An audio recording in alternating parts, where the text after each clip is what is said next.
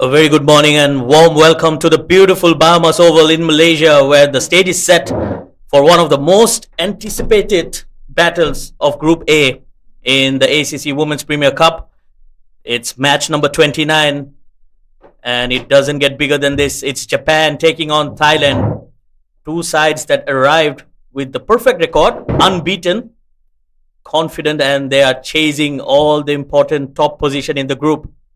But before we go any further, we have Dennis out there with the two captains and the match referee for the all important toss.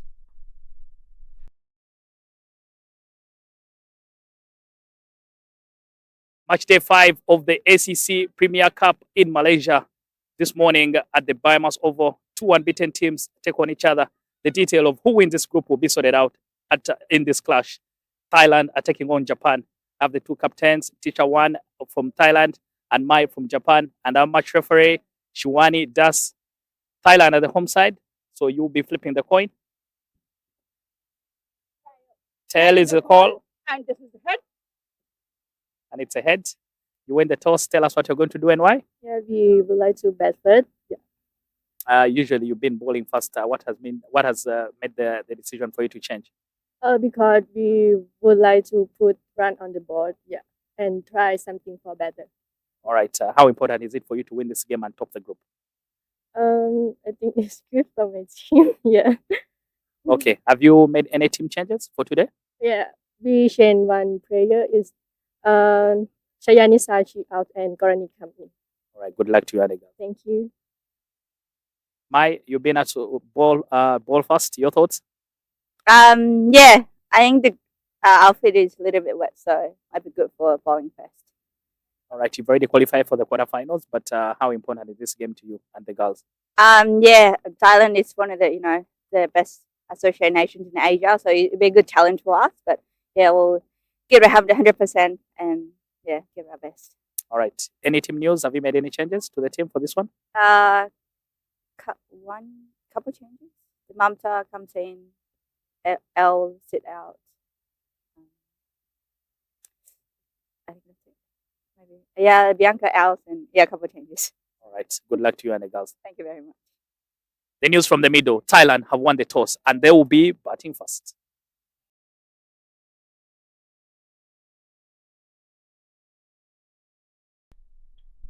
Well, there you have it. Thailand won the toss and elected to bat first. Surprising, because the bowlers have done a wonderful job throughout this tournament, and we have seen how dominant they are with the new ball. But they have taken a slightly different approach, and they will be batting first. It's going to be a good contest. Thailand women, they came in carrying a lot of reputation of being one of the strongest forces in associate cricket. And there you see the playing 11s, very balanced side from both the sides. They're going on with a similar kind of team as they played throughout this tournament. And I think it's going to be a good contest between bat and ball. But yes, talking about Thailand, the only thing that's standing in the way is the exciting and fearless Japan women's side, a team that continues to grow with every opportunity that has been given to them on the international stage. But before we go any further, I would like to welcome my fellow commentator, Yusuf. Welcome. Morning, Shahidur. Lovely scenes here. The weather just opening up calmly for this occasion.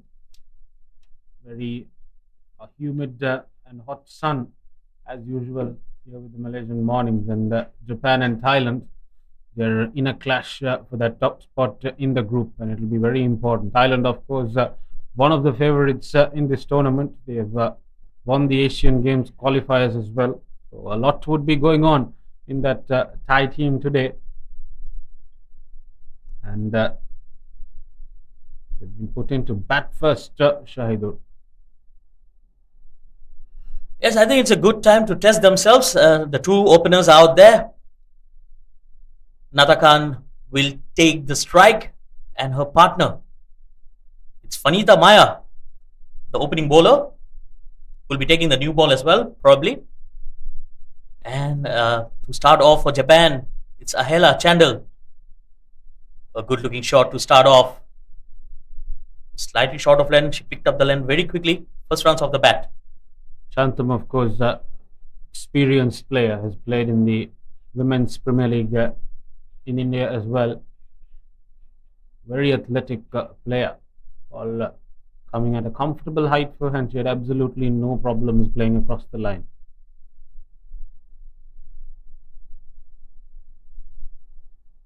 Fuller delivery and played down the ground. Good looking shot coming from the middle of the bat.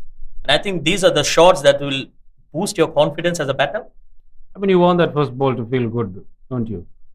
As soon as you're out there, you want to quickly feel in the groove. And Thailand, they would like to continue the groove they're in.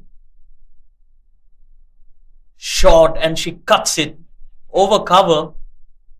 It's almost like slapping the ball. Just stand and deliver. So the intent is very clear from the batters. Ball holding on the pitch a bit, had enough time, Chantam, on that occasion. Slapped it over the infield, but just a single to the tie total.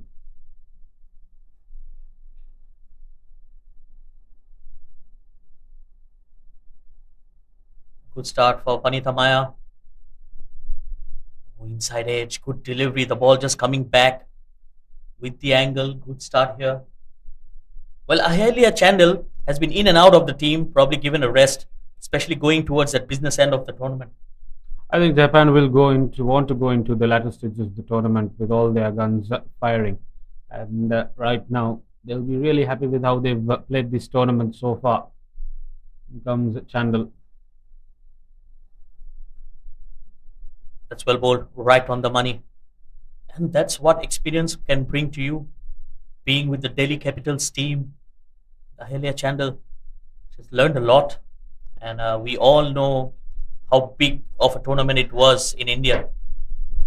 Definitely, I think franchise cricket has opened up the opportunity. Oh, that was aerial, cut away. Point fielder could have done better. Probably just got a ugly bounce in front of her. Ball just falling short, and tried to cut it off the field red point. End of the first over, 5 for none, Thailand.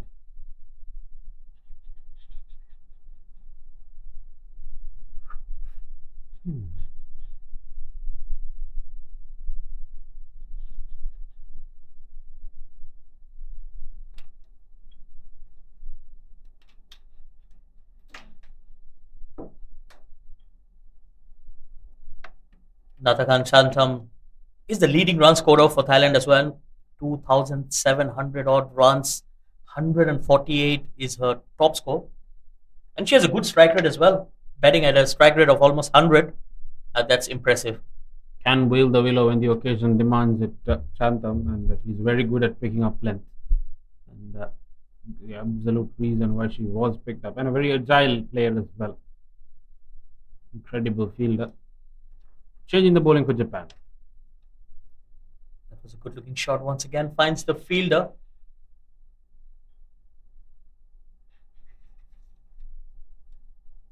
It's Nonoha Yasumoto. Another good inclusion in the Japan side as well. I think it's a good problem to have when you have a very strong bench waiting in for the opportunities. We have seen them changing the players around, trying to get the best possible combination going into the quarterfinals. Definitely, I think all these teams, they do come with a bit of uncertainty to these conditions, except the home side, and it's important that they test their mettle in those first few games while getting those results. And Thailand and Japan seem to have figured their way out.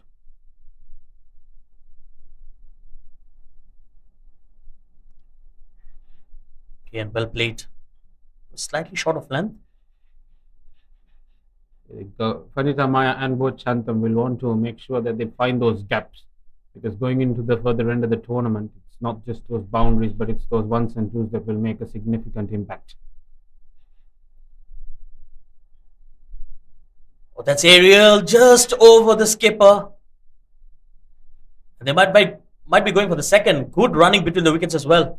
Just as I was talking about it, Shahidul, they need to try and maximize those run scoring opportunities. And given the extent of these grounds and the fact that these outfields might not be the fastest on every occasion, They have to try and capitalize and make sure those ones become twos. And Thailand will definitely have that intent. It's absolutely, it's a bit heavy, the outfield, due to that early morning rain. It was pouring in the morning, so you have to give a lot of credit to the ground staff as well. Good looking shot once again, finds the fielder.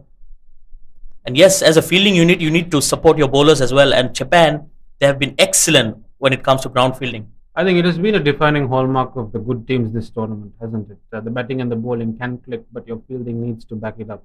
There must be confidence, there must be energy in that effort while you're fielding. And some of the better teams in the tournament, you look at Indonesia, even Thailand for that matter, they've really set the bar high in terms of their ground fielding. Yes, Yusuf, you're right. Okay, and well ball. Yeah, just adding to that point, I think it's also the commitment and the passion they bring in all these associate countries. End of the over, it's 8 without loss.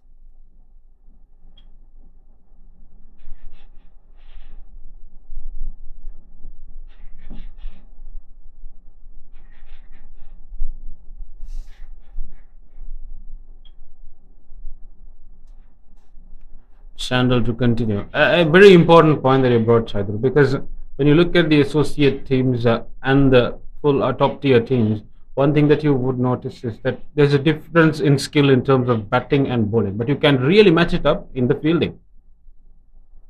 Oh, that's well bowled. Right up there in the block hole. Nathakan was tested with that delivery.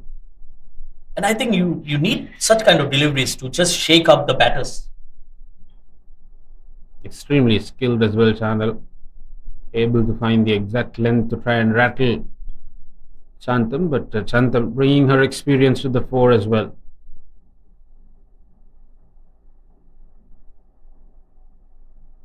Swing and a miss, beaten for pace. That went through her. Very whippy, Ahilya Chandal. Whips the ball. That clock of the wrist at the end of the action really gives that bit of extra miles on that delivery, and you can see on that occasion as well was beaten for pace, Maya.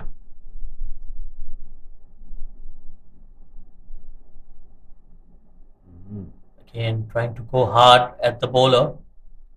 And I think it's not easy, especially with the length she's bowling at right up there, around the toes. It's not easy as a batter to pick her up. Absolutely, you shouldn't underestimate what she's doing here as well, Chandal. Repeatedly hitting that tough length, because a foot or two in front or back, that is going for 4. There's a wide open square leg boundary, and Chantam will not forgive any loose deliveries. Again, going through the wicket keeper. Inase Goto should have done better on that occasion. Those are the margins you try to ensure are met, because going into the back end of the tournament, they all become very, very crucial in the context of the game. Yes, I think Japan, they have been very good with the ball. But the only thing missing should be discipline, I believe, because they have conceded a lot of extras throughout this tournament. I think those things will eventually make a difference. Your fielding, how much extras you consider, how hard you run between the wickets, that little bit of things that you do, because as the competition gets tighter and tighter, the margins become finer and finer. For the delivery, well, missed out on that occasion. It's 11 without loss.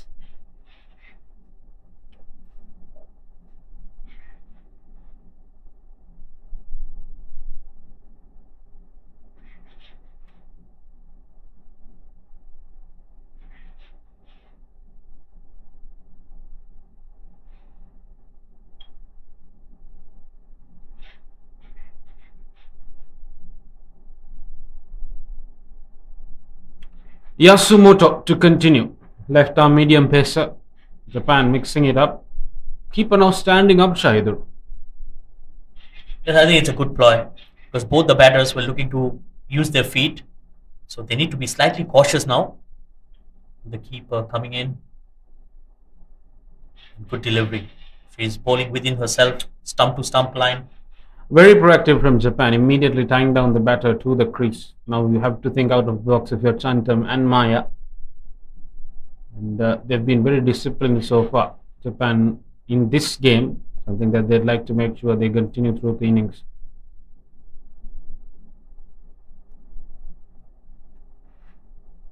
Short of length again finds the fielder. Well, every dot delivery is added pressure here.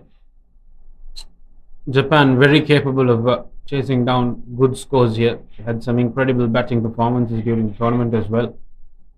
I think one of their batters got an incredible 84. It was Kato Stafford, if I'm not wrong, earlier in the tournament.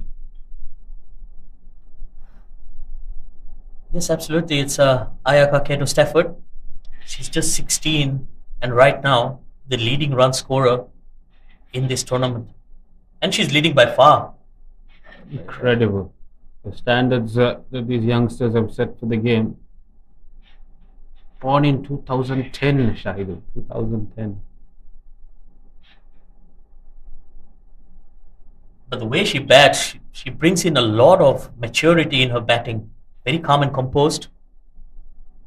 Oh, that's pulled away over the infield. Again, heavy outfield. Just 2 runs there. It's been a noticeable pattern throughout this tournament where the first innings of the first game of the day has held up outfield. And as the day goes on, the outfield gets quicker and quicker and harder. And teams find it relatively easier to make sure that the ball travels across the ground.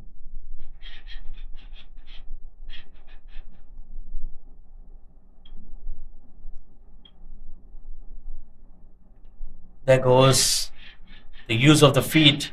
Almost fell for the trap. The bowler followed her. Yasumoto, very smart. These teams take a lot of pride in what they play for. Japan.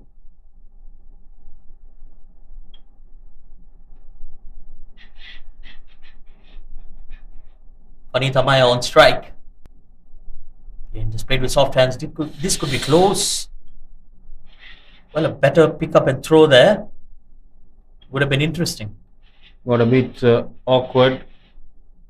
Goto having to outstretch around, and it was Chandal at short square leg was at the end of that throw. Maya back on strike.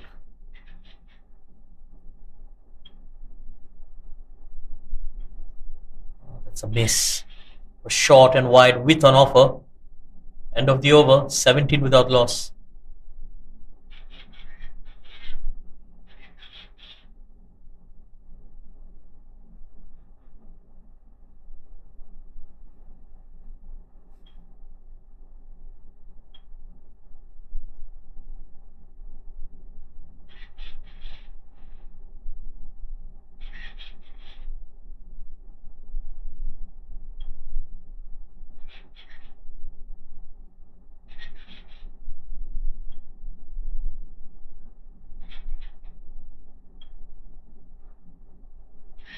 Good looking shot. Misfield there. They might be going for the run. Yes, comfortably making it. Chantam taking some initiative on that occasion, moving away and coming down the wicket, and hit it really hard. Fielder had her work cut out, but the ball was coming straight to her, and you expect that to be held on to. Chandal bowling the third over in the power play for her. But you can see in the body language of the batters, both of them are just trying to get a move on because it has been a slow start here for Thailand. Goes aerial again, mistimed. And I think it's important that they try and maximize the power play as well, because oftentimes you notice that the teams that eventually go on to win the game win that first 6-over phase. And Japan, they haven't let things get out of control. They'd like to have a wicket on that wicket's column though. I think Vanita Maya was put up the order with that. Oh, that was cheeky. Missed it. But then you can see the intention of the batter. She was promoted up the order, probably to attack. And that's exactly what she's trying to do. Exactly. Tried to attack on that occasion as well when Chandal saw the movement and immediately made that adjustment. Incredibly skillful. Like you said, Shahidul, they've managed her workload well, Japan. And they'd want to make sure that she's in full force. That was a full toss, low full toss. The Ball going to deep square leg. Good field setup as well. Shimako Kato there, the ball was rocketing. Chantam got a bat and a half on it to get on the full. Really good by Japan. They've set it up really well here. I think it's all about doing your homework right. They know exactly where the strengths of the batters are. Oh, that's aerial. She goes up and over the infield. That will be a boundary. Right from the middle of the bat. Chandel, she's playing with a very risky strategy here in the foul. They both of her outfield, the fielders are on the leg side, a deep mid wicket and a deep square leg. And anything on that offside, Chantam very capable of clearing that infield, and that will have 4 runs written all over it. So Chandel has to be very, very mindful, especially with that angle she's creating, has to be along that straight line. This time she goes on the onside, but there's protection out there. Deep square leg and deep mid wicket. Yeah, I mean, she limits her options to exactly that kind of line between middle and leg with the kind of field she has set. End of the 5th over, 23 for none, Thailand.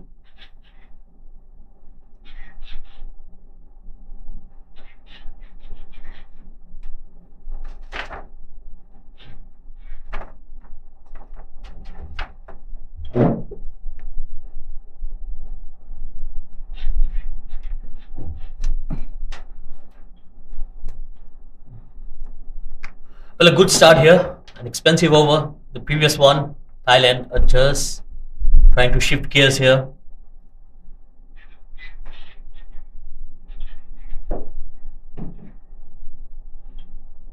And Nonoha Yashumoto will continue in here.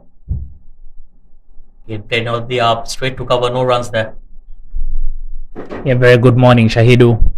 One of the things about Japan is that they're very, very intelligent as a team, so they won't give so much for you to work with.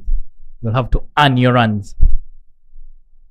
Yes, absolutely. I think that's the right approach. You need to make them work for their runs. And so far, I think the fielding has been good. Use of the feet once again. That's a beautiful looking shot, lofted over the infield. Another boundary. Natakan, she is dealing in boundaries right now. Yeah, Natakan, just picking my words out of the mouth, she's making sure she's earning her runs. Good use of the feet, inside out shot, and she's able to find the gap and to the boundary.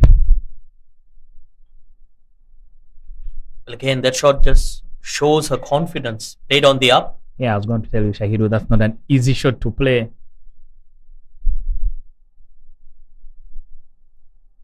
Oh, that's a top edge. This could be close. A fielder coming underneath. And she's gone. A boundary of the previous one. And the very next delivery, she departs. Nonoha Yashumoto. She makes the breakthrough here. And an important one for Japan. Very, very important breakthrough for Japan. Because the aggressor is the one they get out. And the 16-year-old Ayaka Kato Stafford takes the catch. And I think for Japan, any player that you want to be under that ball is Ayaka. She has had the confidence throughout the whole tournament, but at top edge this time is the one that is the undoing of Nanaka. And Ayaka takes a very, very steady catch. Was up in the air for quite some time, but she had enough time to settle herself under the catch and take it. And Japan strike.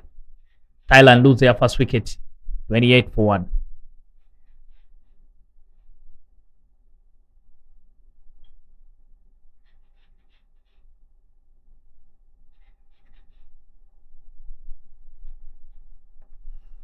Well, it's going to be the wicketkeeper batter. Nanapak was walked into bat. An important wicket in this phase of the game. The last over before the power play. I think it's just the right time for Japan to get that. Yeah, unfortunately for them, that wicket sort of slows you down. Every time you lose the wicket in the T20s, you have to start all over again. I think they would have hoped that Nanakan stays in there for quite a bit for at least this proper over, and then they can assess the situation and try and kick on from there. Absolutely. She was the one who was taking the attack to the bowler. That's a good looking shot. She finds the gap through point and 4 runs. A good way to get off the mark. Nanapak, she's not holding back as well. Yeah, very, very good way to get off the mark. But the quality in the shot is that she played the ball very, very late. just to make sure she can needle the ball through the gap between fly gully and points. Delicate touch, but get to the boundary.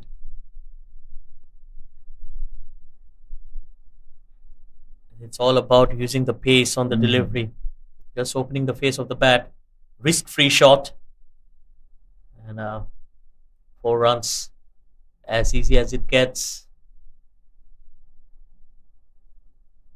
Much better. And you can see, Shahidu, that the technique for Thailand is very, very solid. Very low risk, but high rewards for them. I think they've learned how to pick their moments. They're not just looking to be aggressive or trying to go after everything. Yes, absolutely. And I think it comes with a lot of hard work and a good-looking shot once again. It's pulled towards deep square leg. I think when I was out there in the middle, you could see that even Japan, they're not trying to be arrogant. They know that Thailand are one of the best teams in associate cricket. So they are giving them the respect they deserve, but they will put in a big, big fight. After 6 overs and end of the power play, Thailand are 33 for 1.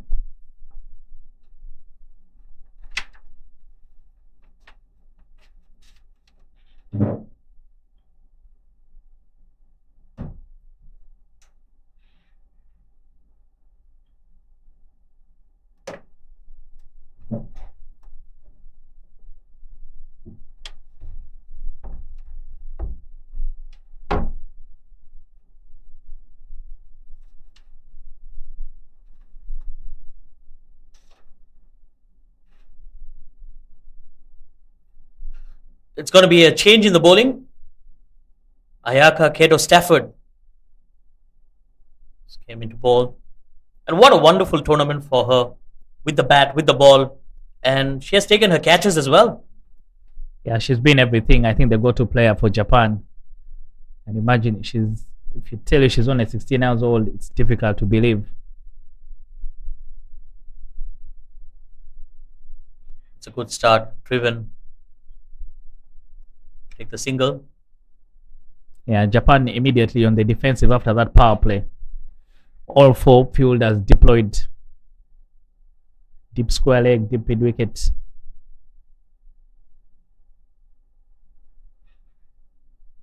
That was a good attempt.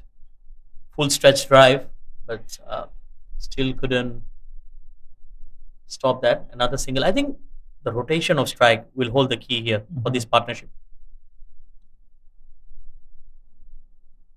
Slightly short of length. That's worked away on the onside.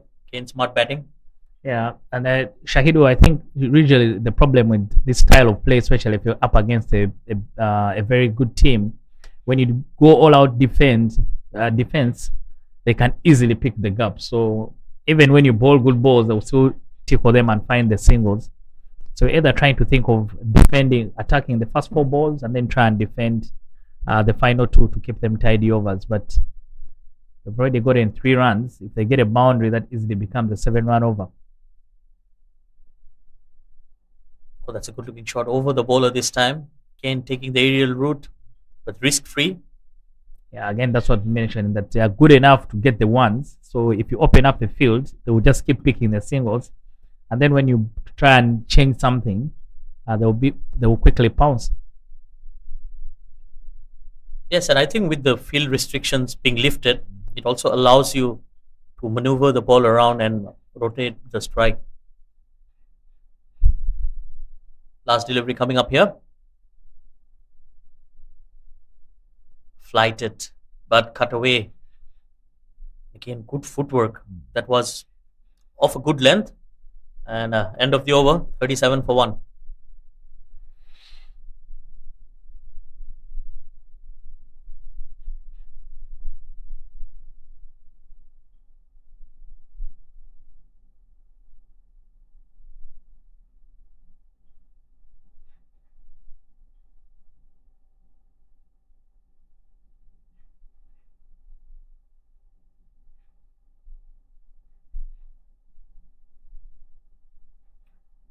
Well, Nanapad has a very good record as well, 2,500 plus runs behind her back. And a good average as well, almost 28. And bats with a good strike rate, over 90. So impressive numbers. Yeah, and the numbers don't lie. And that's the opportunity the captain mentioned at the toss, that today they wanted to give the batters an opportunity to go out there and post a total. Shimako Kato is the new bowler. Oh, that's in the air. Just short of the point fielder. Yeah, hands there from Nana Pat, but falls short of the fielder. But from the numbers you've mentioned there, I think they didn't want to get into the business end of the tournament when they've hadn't had an opportunity of batting first.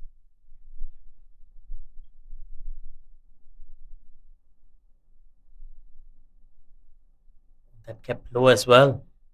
For the first time, we have seen some uneven bounce here. Yeah, and slightly quicker from Shimaka Kato. I think that's the pace surprised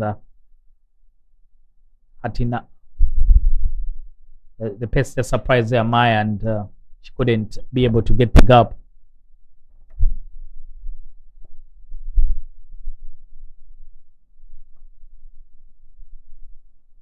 That was down the leg side. This will be runs. Long chase here.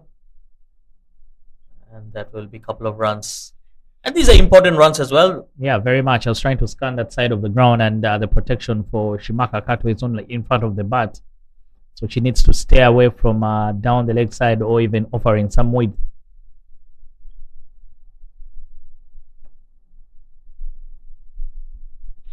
Thailand still maintaining a very good run rate, over 5.2 runs per over.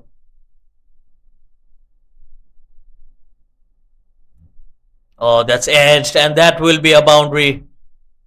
Not in control, but they will take it. Yeah, it doesn't matter how they come. In the book, they only write 4. And that's what I was mentioning, that the protection for Kato is really a very, very intelligent bat. She backs away to create the room on the offside. There's no protection for her down that side. Those are the gaps I was mentioning about. But Thailand, very, very aware. They know where they can be able to score runs. And I think it's also the extra pace from Shimako,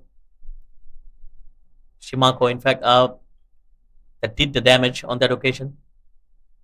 That's aerial just over the cover fielder.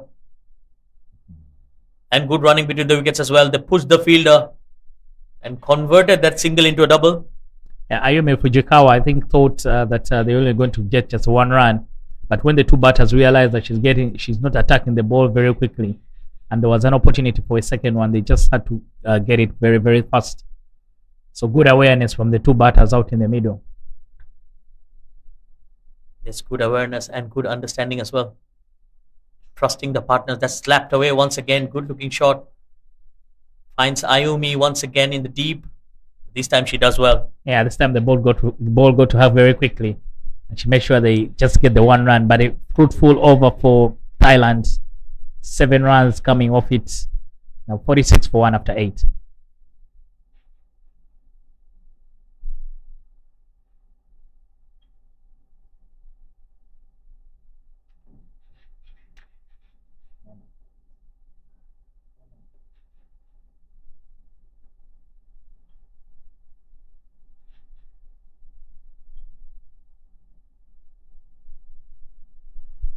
Well, Fanita Maya trying to shift gears here. She's betting on 19 of 25. Nana Pat's 7 of 7. Well, Thailand will look to score at least 120 to put some sort of pressure on Japan. Again, beautifully driven down the ground to long on for a single. Yeah, but Japan also very, very good with the bat. So anything that is not par, they could be able to come after you. Flighted, good use of the feet once again. Good fielding, the skipper, Mai Yanajida. Yeah, Mai doing well in the covers. She knows that they will have to work very, very hard for them to keep Thailand quiet. Again, flighted. Well, Ayaka, she's not afraid to toss the ball. Not afraid to test the ball, but she's bowling to good batters. They're also very, very comfortable walking down the ground. Every time they've seen some flight on offer, they've used their feet. They're not getting stuck in the crease. Yes, I think that's very important because they're not allowing the ball to turn. Short, cut away, and good fielding at point as well. Very, very good awareness. I was worried for the field. I thought that they would be beaten by the spin of the ball. It's not an easy fielding position, that point region. It was Nonoha Yashomoto. Point. Short delivery. She missed out on that occasion. Yeah, bad ball from Ayaka. I think she's lucky to get away with that. There's a very big gap between deep square leg and mid wicket. Yes, the deep mid wicket is almost towards that cow corner region, somewhere in the middle. And she's gone. What a catch! That was a blinder. That ball was traveling. And it's Ayaka Keto Stafford once again. Yeah, Ayaka, one of the best fielders on the team, and they always tell you as a slow bowler, your fielding has to match your bowling as well. I think Maya got frustrated by those couple of dot balls that she faced, and she was looking to get on and get something. But this time she just hit straight the ball back to the bowler, and Ayaka takes the wicket off her own bowling. Japan lose their Thailand lose their second wicket, 48 for 2. Well, it's going to be interesting to see that catch once again. Look at that, right from the middle of the bat. What a catch. Yeah, excellent. Yeah, she made it look very easy, but wasn't as easy looking as it does, because it was hit with so much power. Maya had committed to the shot. I think she just put her head up very, very early. She could have just kept her head down and hit it as hard as possible on the ground.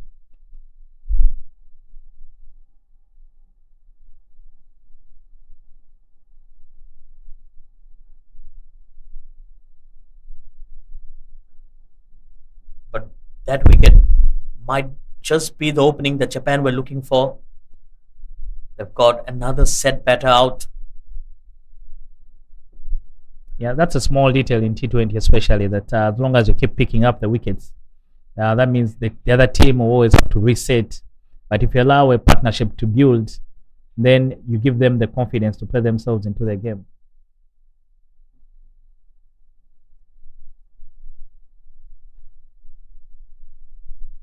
Well, 48 for 2.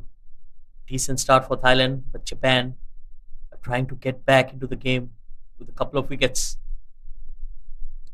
Shimako Kedo will continue. Slight misfield will result in a single. And it's a single for Thailand. This is a Group A fixture, just to sort out the detail of who will finish on top of the group. Both teams unbeaten in the group, and both of them have actually qualified for the quarterfinals. But this game should sort out who will be top of the group. I think Thailand and Japan have been the standard in the group, especially Thailand. Yes, absolutely. I think both the teams, they have raised the bars for the rest of the teams in the group. And by far, they were the best two teams. And excellent running. That single will bring up the 50 for Thailand as well. Yeah, the 50 finally comes up just before the halfway stage. But Thailand, of course, come into this tournament with a big, big reputation. The champions of the first edition of the Emerging Cup. And they're the highest ranked team in this part of the world as well. Ranked 12th in the world. Sitting just under the top 10 teams. I think they have done wonderfully well, especially in the past years. Yeah, you know, over the years, I think they've been the pride of so many associate teams. They're the sort of team that play without, they're so humble. I think it's just about the Thai people. Oh, cheeky, that's cheeky. And that will be a boundary as well. Brilliant execution there. Yeah, Nana Pat, so much class in that shot. She got in position very, very early. I don't know if Shimaka Kato hadn't seen her, but she got in position very, very early and was able to execute on the shot. Even if there's not so much pace in the bowling from Shimaka, but she got enough bat on it to get it to the boundary.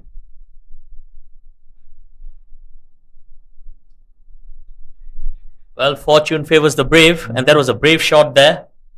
And it's not easy going against a pacer, and she bowls at a decent pace. Shimako Kedo, much better, right up there in the block hole. Still, she manages to keep it away and take a single as well. Yeah, very, very good skill there from Nana Pat. think some of the things that Shahidu, you only do them in a game because you're used to doing them in practice. Cricket is a game of repetitive skill. Once you're used to doing something, even in the game to do it, it just comes to you naturally. Yes, I think it's all about hard work and how much practice you put in Oh. until it becomes like a muscle memory for you. Exactly, it becomes second nature for you when you carry in a game to do that.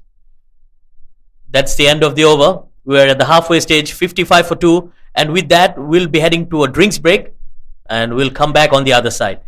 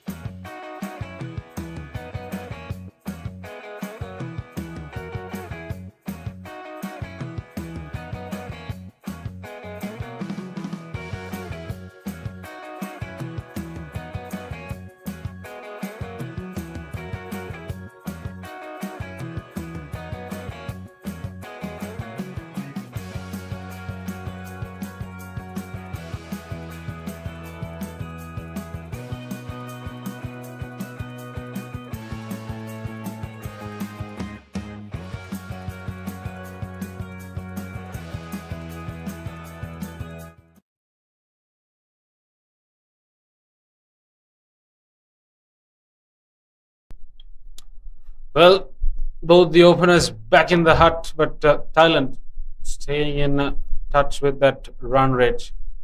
Important that they ensure that this run flow keeps incoming. Chaiwai facing Keto. Takes it on the full and slaps it down to deep mid wicket, but fielder in place exactly for that. Yeah, Ayaka Kato will continue for Japan. 55 in the first 10, another 55 in the final 10 just means they are just around 110. But you feel that Thailand can be able to get a lot more than that with 8 wickets in hand. Absolutely, wickets in hand is crucial, and they have that privilege. And Nanapat has looked really good. Chaiwai, plenty of experience. She can wield the willow herself. So Thailand looked in a very good shape. In comes the right arm leg spinner. Hits it behind the point. The ball will trickle down, but the outfield really teasing the field on that occasion, and that will be 4 runs. Yeah, the ball took its time, but it got to the boundary. Again, Chaiwai playing very well, using the crease so well. Goes back in the crease to create room for her to run the ball down just through that empty region. Loads of experience, Chaiwai. Ability to create that space and access the field. Now the fielder moved slightly finer. Wicket keeper getting involved in state of affairs. Aka Stafford, leading run scorer in the tournament, affected a wicket as well.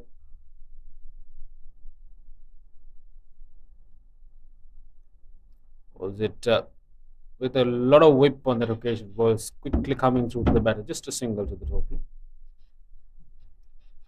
Yusuf, I think one of the things I like about Thailand is that they're very intelligent in their play. They play within themselves. They understand their limitations, so they're not the team that will come out and try and muscle the ball. They're always trying to manipulate the field. Stafford takes it on the full. 1 to the total. Absolutely Dennis. I think they know when to attack and whom to attack, and that is what we are seeing right now. Yeah, so a very, very, very good team.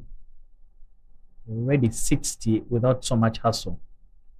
Stafford, no chance of a run.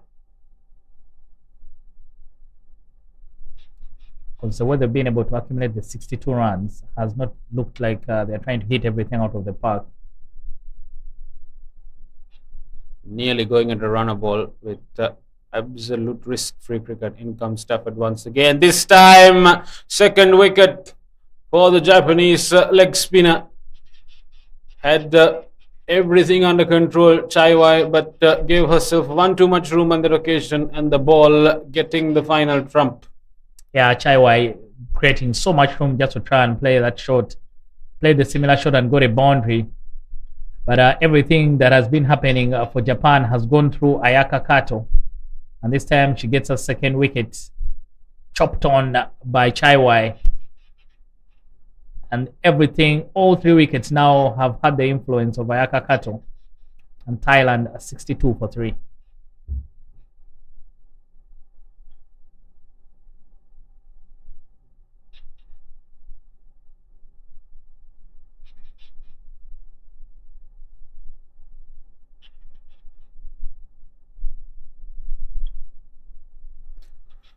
Mamta Kaswan, the new bowler for Japan. Right arm off spinner. Very conventional bowler. Keeps things simple. And Thailand will want to maximize what's out there. It's their skipper who's come out to the crease. Putawong takes it on the full and hits it through the covers. Threaded the needle beautifully there, Putawong. And has everything for herself.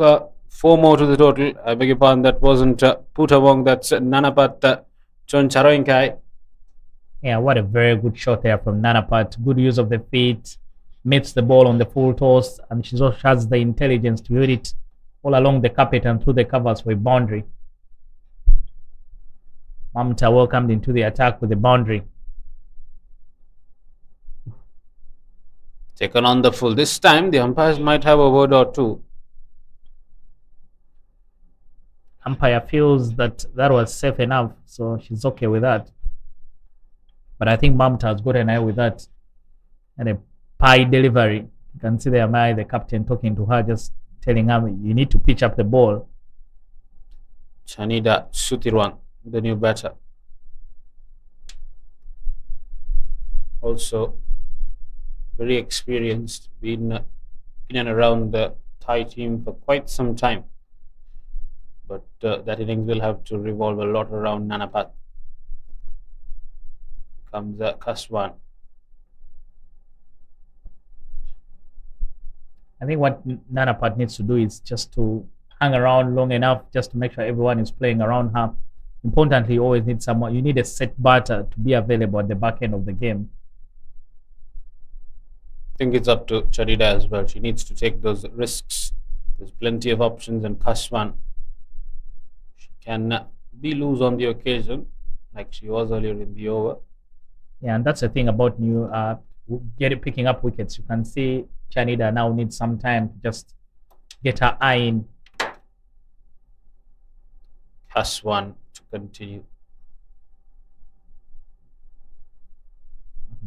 Takes it and judges it really well. Fielder will have a bit too much work to do. Chanida taking to the cleaners. Kaswan immediately. Yeah, Chanida picks her moment. Got the half tracker, got on the length very early. But the beauty about that shot is that she also made sure she finds the gap. The ball splitting the two fielders out in the deep. Again, very, very good cricket from Thailand. Like you said, Dennis, they've been very calculated. And when the loose ball has come, they've pounced on it with absolute disdain. Sitrang also underway now.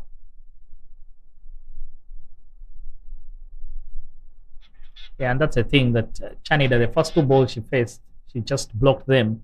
But then there was a moment for her to score runs. She didn't also hold herself back. She went for the boundary chance rather than just trying to get a single. But 12 overs gone, 71 for 3, Thailand.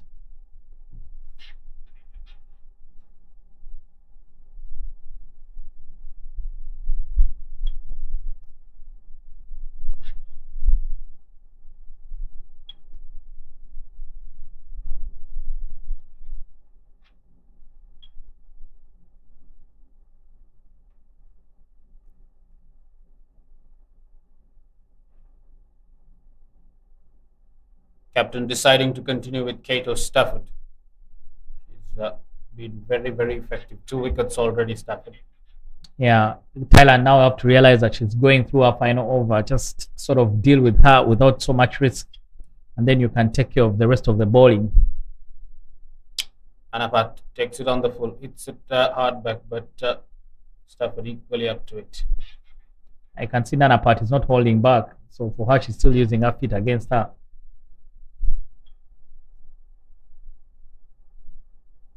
Takes it on the full this time. Ball just falling short of her. She'll try and come back for the second. This is good intent by the Thai runners, but some very good fielding out there in the deep by Ahilya Chandel.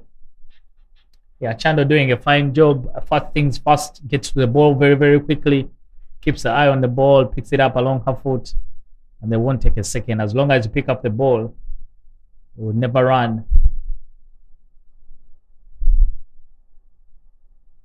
Kato Stafford. That leg spin takes it and slogs it down to deep square leg, but then Kato positioned exactly for that. He's been there right from the beginning of the game. Yeah, premeditated shot there from Channing. I think she had already committed to say that I'm going to sweep this ball. Kato Stafford. This time rocks onto the back foot and no real clean connection, but the ball going through to Kaswan. No chance of a run. Yeah, gets her with that there, Ayaka, but you can see at least this time Narapat wasn't committed, wasn't playing a premeditated shot.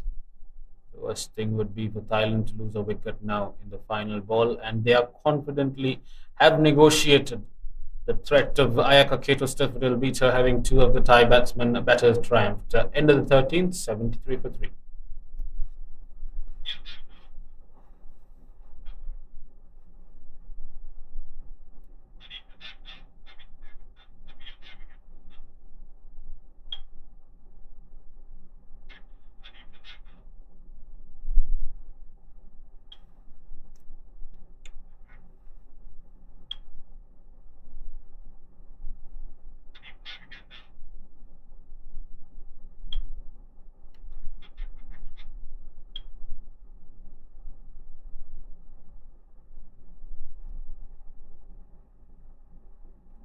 Nanapet Konjarenkai, the Thai batter, who's looked in real good form, and takes it on the full yet again on that occasion.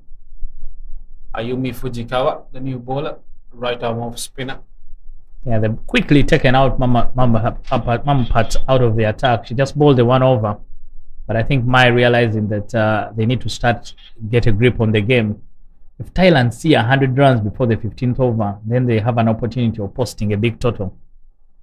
Sure, they'll have that in mind, and they try to put the new bowler under immediate pressure.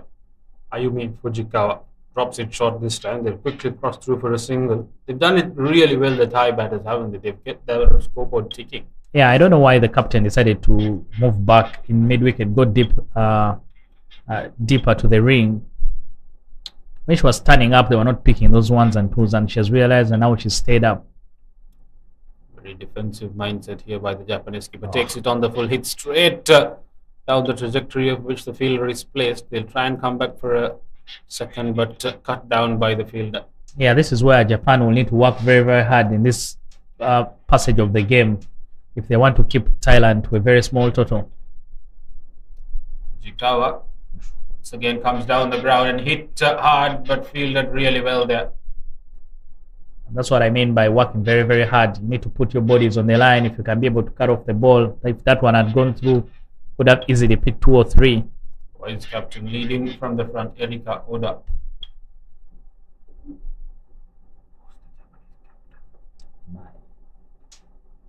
This time on the full, the ball goes up in the air. Kaswan under it, and that'll be wicket number 4 for Japan. It was Ahilya Chandel, I beg your pardon, who took that fantastic catch. Made it look easy. They don't put down so many chances. Japanese and everything that has been hit in the air has been taken. Okay, in the leading edge, the problem, the shot was on, the ball was right there in the slot, but just comes off the edge and pops up in the air. Thailand lose their fourth wicket. They're 77 for 4.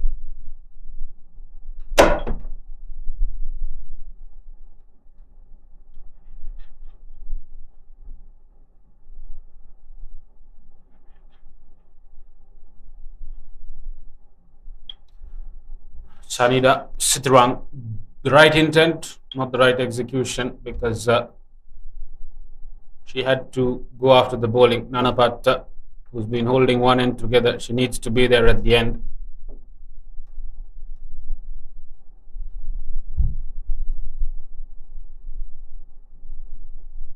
Fujikawa affecting things immediately.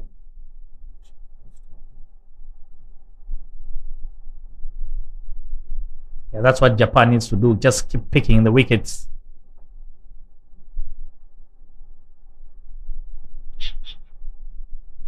Erika Odo straight to her. Tidy over to start off things there from Ayumi Fujikawa. Only gave away 4 runs, picked up a wicket, and Thailand at 77 for 4 after 14.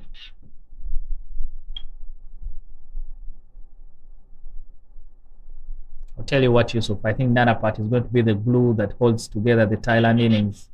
She needs to bat very, very deep. You're 6 overs away, so she needs to bat to at least up to until the 18th over. And then maybe there she can start thinking of taking a bit more risks. It's very obvious that she has to see through the innings if Thailand are to get to something very, very threatening. They're already in a position of dominance here. They'd like to ensure that is the state of proceedings. Is Nanapat Khoncharenko on strike this time. Fuller delivery straight to the fielder. The vice captain Erika Oda. Yeah, Karumi Ota is a new bowler for Japan.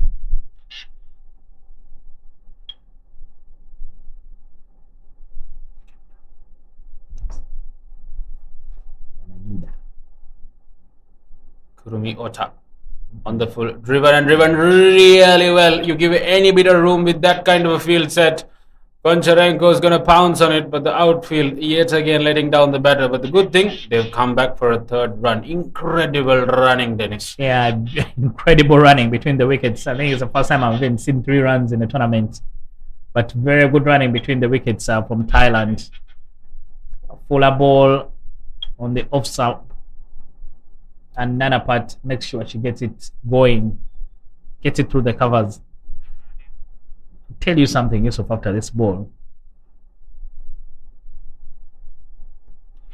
I don't know why teams don't use an extra cover. An extra cover is really a very, very good defensive fielding position.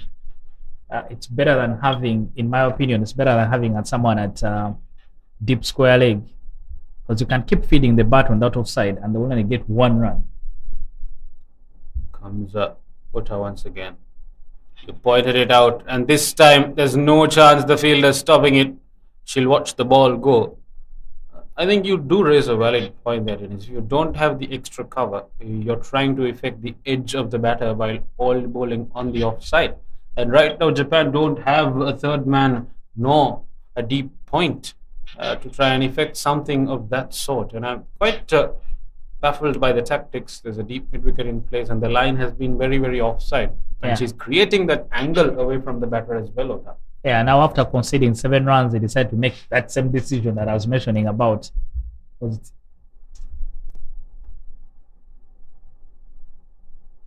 Afsara on that occasion. This time she'll get another one. There's something about these Thai batters, Dennis. They look set the moment they come to the crease. Looks like everyone has just walked out of the nets. But again, that's the quality of a very good team. They just understand the assignment. Everyone, if you walk out there and everyone is positive, they want to get on with the game. Because they've lost wickets, but they haven't slowed themselves down. They just keep scoring at a good rate. Afishara, the batter. In fact, it's Nanapat. It's down the ground, and Chandel placed for that kind of a shot. In fact, it's Kato Stafford. End of the 15th, Thailand, 85 for 4.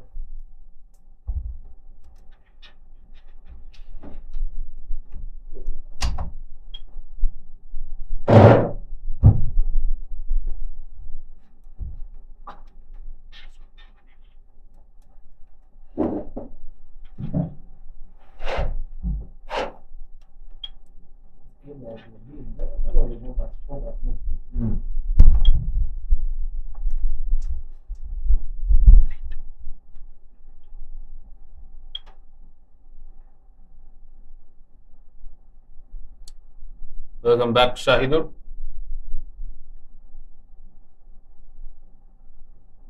Thank you. And oh, that's a good looking shot. Good start to the over once again. And good running between the wickets as well. Well, they took on the strong arm of Ayaka. I think they're just doing the basics right, Thailand. They're running that first run really hard. It really opens up the option of the second run. They've nearly stolen 5-6 runs just in the last few overs by being intent. Another good looking shot. Well, this could be tight as well. An excellent running.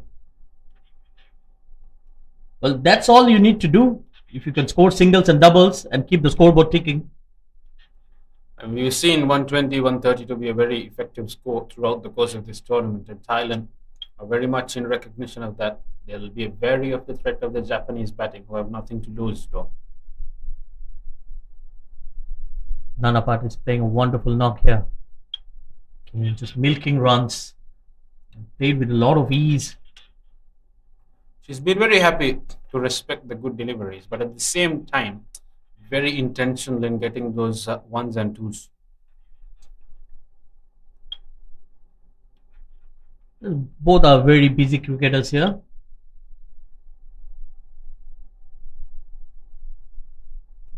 Flighted delivery. She goes for the big swing once again. Just got the bottom part of the bat. Afisara Suanchandrati. She's been very adamant in trying to effect some aggressive batting, but hasn't connected much except for that first boundary. Fujikawa to continue. Again, good looking shot, but finds the fielder. It's a decent over here. Ayumi Fujikawa into a second, only giving away 9 runs. Considering the state of affairs, she's been very economical and effective with that wicket.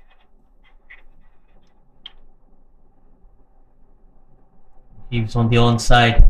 Okay, not in control. They're pushing, but will settle down for just a single. End of the over, 92 for 4.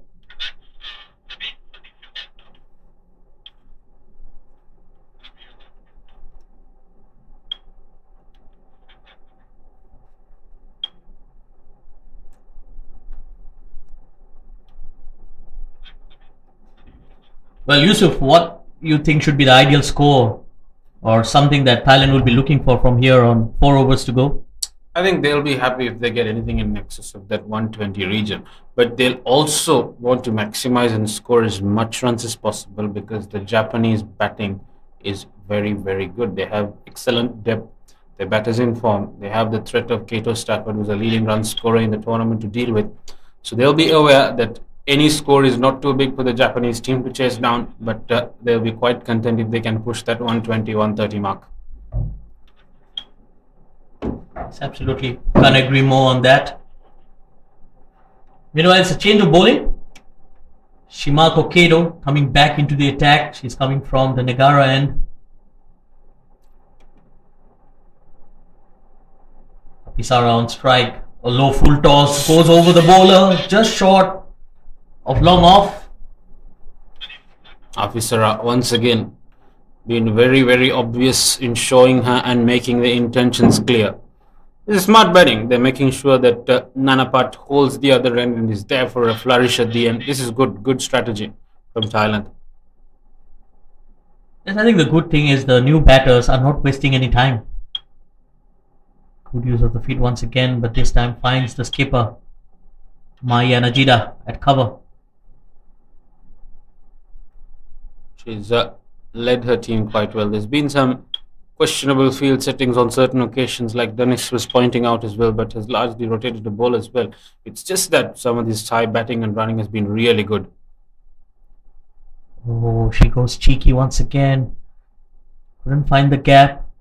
And I think she's eyeing that big vacant area on the onside, especially square of the wicket.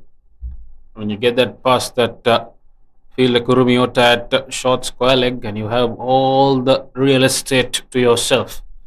That is exactly what's going through Nanapat's mind right now. Slightly slowed down. It's flat batted. This will be close. Oh.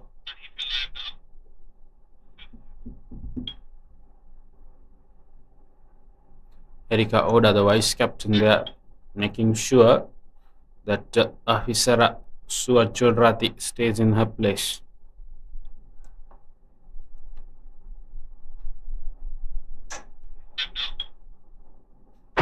Again, went for the onside.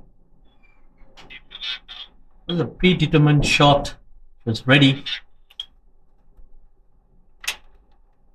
I think it's obvious she's trying to access that vacant area on the leg side. Afisara, she'll have to take a few more risks now. They have batting to come and there's just 3 overs left in the game.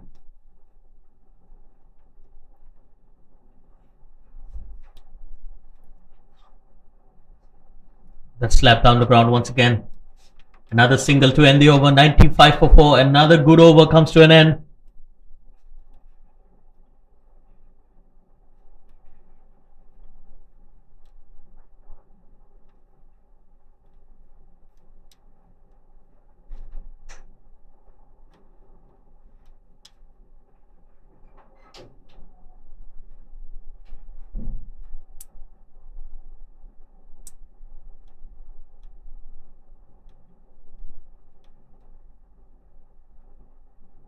Well, if Japan can bring down the score to less than 110, I think it will give them that psychological advantage going into the run chase.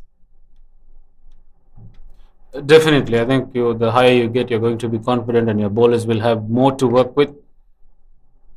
Fujikawa. Oh, she has launched that. One bounce into the ropes. Good looking shot once again from Afisara. She's taken her time in trying to effect something. Was very intentional from the beginning and now finally connecting that cleanly over the deep long off boundary. Very good start to the over. 4 runs of the very first delivery.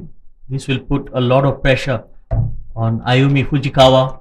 She did a good job before this over and certainly under some pressure straight away. Fuller delivery, similar shot. This time it's in the air and she's gone. And again, boundary of the first delivery and then the wicket on the very next one. Again, it's Ayaka Kato Stafford. You can't keep her away from action. Kato Stafford not too interested in the celebration. She wants to get things done with and go on. Comes look at that. See, one thing that I wanted to point out before the wicket fell, Shahidur, is until that boundary of the previous delivery, Fujikawa hadn't considered a single boundary. But after that boundary, her figures were more than a run a ball. And that's how intentional this Thailand running has been.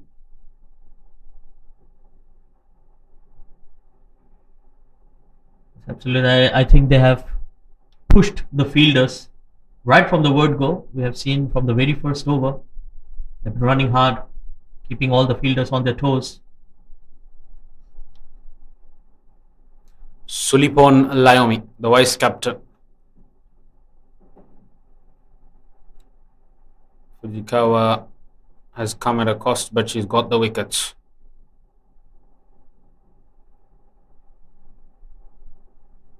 She goes on the onside.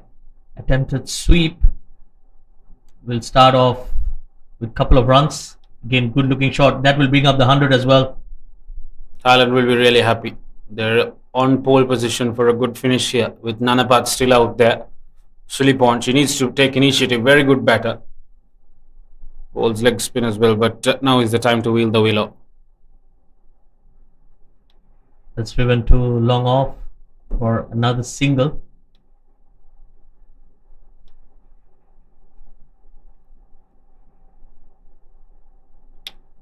Fujikawa, 2 wickets in the innings so far. 2 important wickets at 2 important junctures of the game.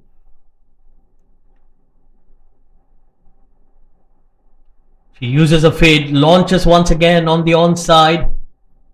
But there's a field on the cow corner region. This could be a run out. Yes, she's gone. Excellent throw from the deep. And a good take from Fujikawa as well. This is huge. Their intention coming at a huge cost. Yes, you want to be aggressive with your running, but do you risk your set better for that? Still 3 overs left, and Nanapat had to be. And in fact, it's not Nanapat who's run out, it's Sulipon who's looked really good, wanting the strike. Nanapat Koncharenkai has ended up conceding a wicket, and that of a vice captain. This is good by Japan. They're trying to pull things back.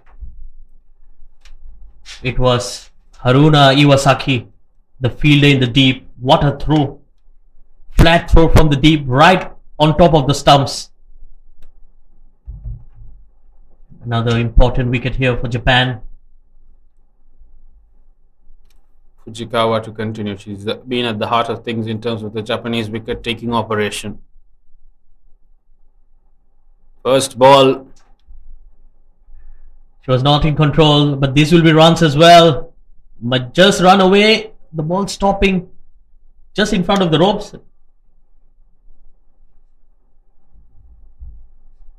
The wicket hasn't stopped them from being intentional about their running. They came back for 3 yet again on that occasion. And the new batter, Koranita Suanchon Rati. One Suanchon Rati goes and the other one comes in. Well, I think the intent is pretty clear. They're not holding back. They've lost few wickets here and there, but they know the importance of scoring quick runs, especially towards the business end of this innings. That's well bowled. Good end to the over. 107 for 6.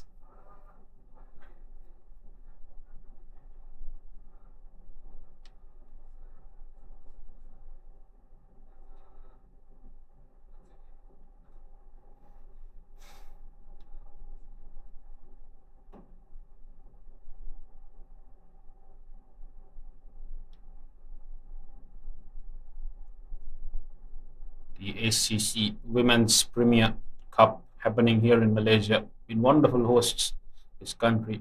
The facilities, the infrastructure, the warmth, and the people have been incredible. And the ACC have put together 19 good teams to come here and compete for a spot for four spots in the Asia Cup. And the ACC anti-corruption unit in full force as well, ensuring that the game is played to the highest standards of integrity and enforced and held accountable to it. Oh, switch hit. That was interesting. If anyone, it's Nanapat who can do that. Just coming back to what I was mentioning earlier, I think given that this is an associate tournament, there hasn't been any compromise on the sort of standards that an international game needs to be held to, Shahidur. It's absolutely high standards maintained. And we have witnessed some high standard cricket as well, coming from all the teams. And we're just a day away from the quarterfinals. And these two teams will surely feature beautifully played. Again, good use of the feet. She created that shot from outside the off stump. Been trying to access that vacant area for a long time. This time, moving across the line and just helped it on its way. And Keto's pace playing exactly what it needed to do for her. Nanapat moves into the 40s.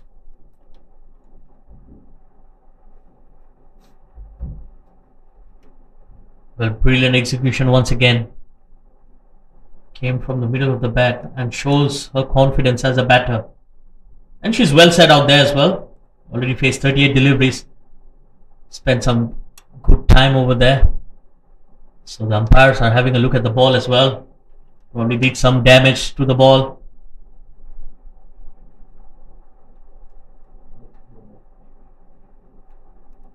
Well, the umpires doing a very hard job out in the middle. It's not been forgiving. The sun here in Kuala Lumpur, and they've stood all day across these 5 days of cricket that we've had so far.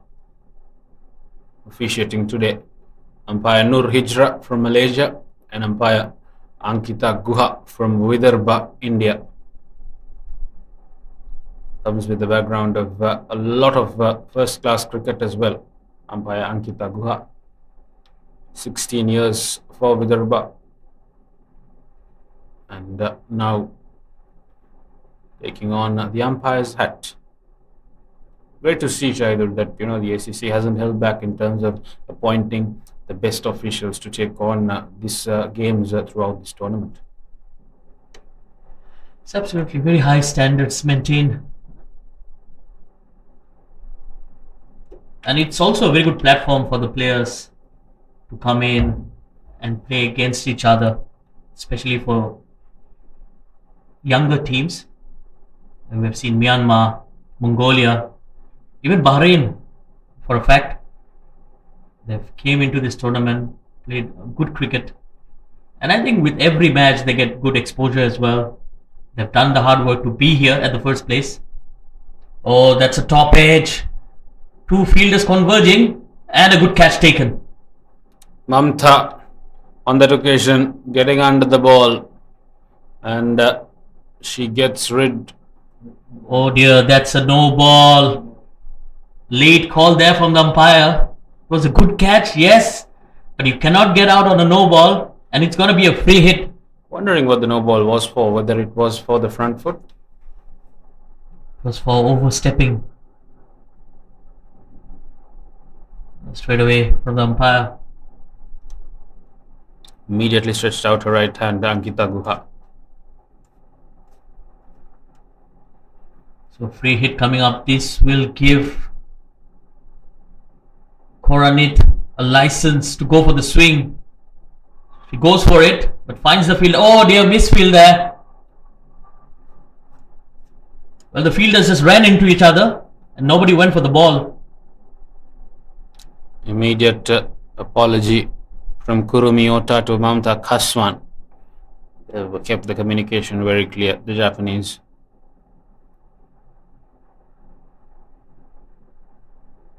I mean, just when umpire Ankita showed that no ball sign there, Shahidur, it's incredible how these umpires have focus over long periods of time to keep looking at that crease, to keep looking at the wide every delivery.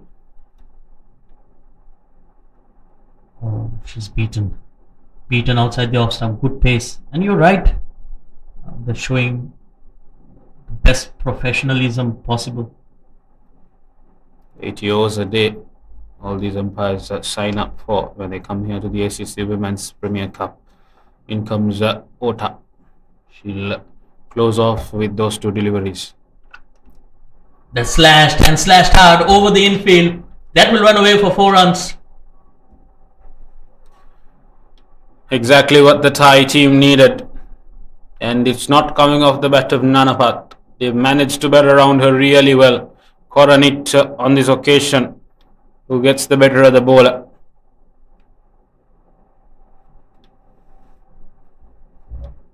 Well, just spoils the over.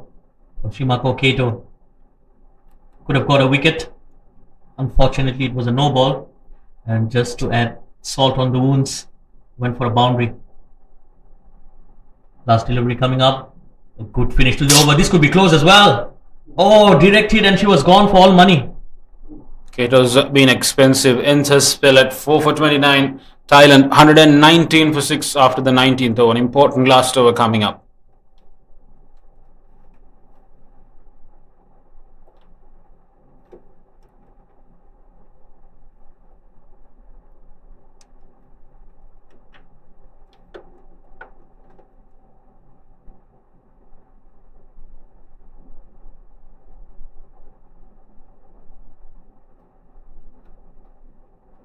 Well, a wonderful knock here from Nanapat. 43 of 39. 6 legal deliveries to go. Well, there goes Peter, the official cameraman. Peter Lin has been on a roll around the 4 venues, out there in the hot sun, getting wonderful pictures for all of us. So has been our entire battalion of photographers. Fujikawa to finish things off. Again, goes for the onside. They might be going for the second. Excellent running. Throw wasn't as clean as she'd liked it to be, Fujikawa, but that was good running. Koranit very intentional on trying to get Nanapat back on strike. Nanapat needs to finish on a flourish. She's on 45 now. Oh, goes down the track once again. Premeditated on that occasion as well, trying to make use of the flight that Fujikawa offers, and she bowled a quicker, flatter one and did well to hold it out. Nanapat. Nanapat trusting her partner as well. Even it's the last over. She's taken the single. Oh, that's a drop. Not only a drop, that's a missed opportunity for stumping as well. You need to connect the ball before you want to run. And she had already taken a start there, Koranit. She needs to make sure that she hangs in there.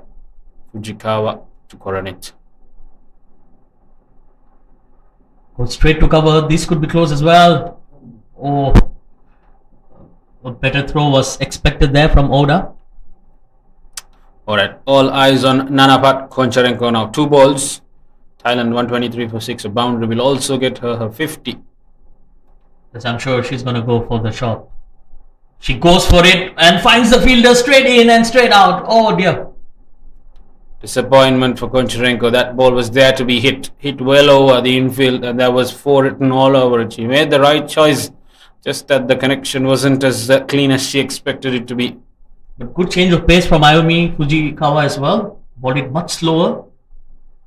So made it difficult for the batter to get that away. Goes up and over, but there's protection out there in the deep. They will be going for at least 2. Bullseye. Hitting the stumps, but that will be the end of this innings as well. 126 for 6. So it's a good end for Thailand. The fitness standards have been extremely high. You could see Nanapat was running hard even at the end of the innings. She's batted throughout the innings and carried the bat for Thailand and held that innings together. They'll be happy with that 126 for 6, but will be wary of the Japanese batting. And when we come back, we'll be back with the chase of the Japanese team. An all-important game that will decide the matchups in the quarterfinals. We look forward to seeing you with the Japanese chase.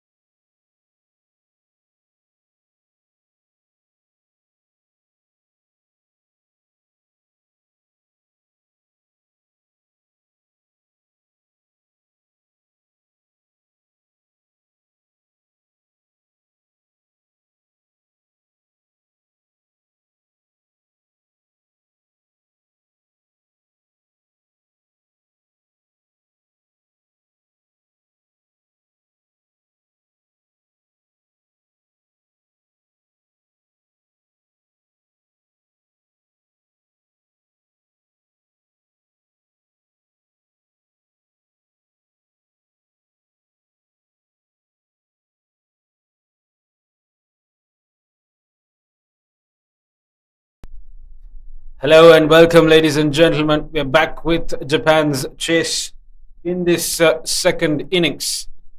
And they'll have to chase down a target of 127 if they are to materialize anything and top the group. Welcome back, Dennis. Yeah, thank you, Yusuf. An interesting clash here that is deciding the detail in this Group A. Both teams already through to the quarterfinal, but we'll need to just figure out who will be leading the group. Thailand, of course, have been the standard in the group, the highest ranked team in the tournament. But Japan have been impressive in their own right. They've gotten to this stage without dropping a game. But of course, they come up against one of the favorites of the tournament, and they'll need to pick up a result. Thailand winning the toss in this one, electing to bat first, and they posted an imposing 127. And Japan will need to find 127 runs from 120 balls when the run chase gets underway. And to open the batting for Japan, Haruna Iwasaki, who is out in the middle with the Kurumi Oto.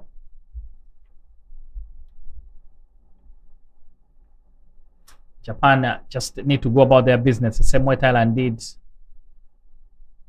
Run hard between the wickets, but also make sure that put away those bad balls.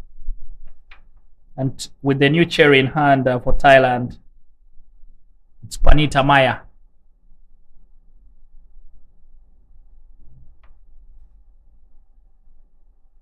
And we're ready to get underway. This is the first ball of the second innings. The first ball is sent down the ground and it will go for half a dozen. Intent immediately for Japan in the slot and hit straight over the bowler's head for half a dozen. Powerful start this from Japan. They're making their intent very, very clear. Haruna Iwasaki immediately gets the runs on the board.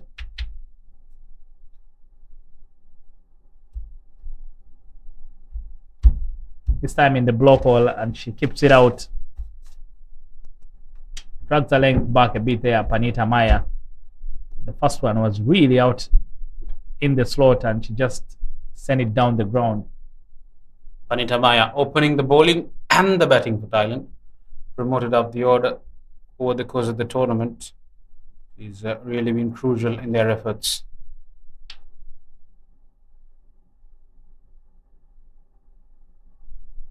No interest at all from umpire Hijra.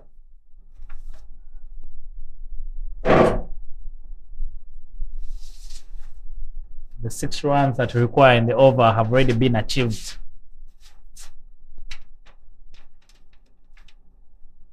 It's going to be a strong run chase from Japan. Of course, they're not going to be a spring chicken and let Thailand run away with it. They know the kind of batting they bring. They have depth in their batting order, and they'll bring nothing short of intention as they bat.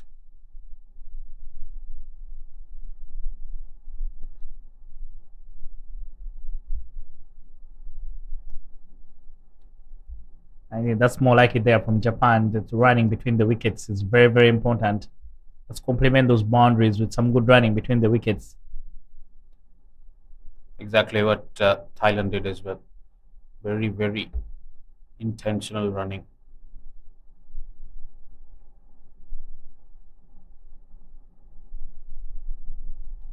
Maya to Haruna. Goes again, but across the line this time. Maya will prevail because Haruna has gone across the line. You miss, I hit.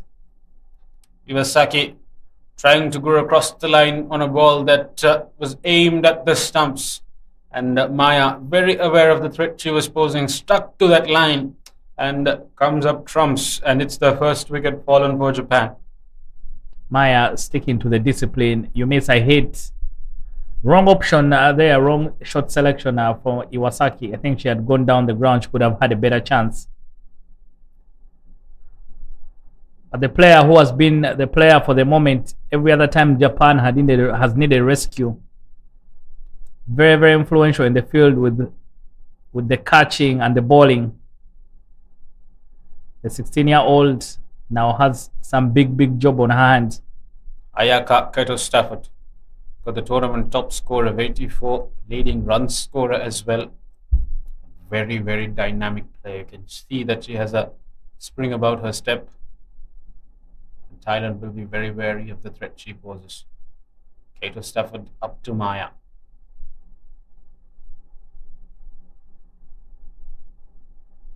Yeah, she's so confident in her game. Two back-to-back player of the match awards for her. And after the first over, Japan are 8-1.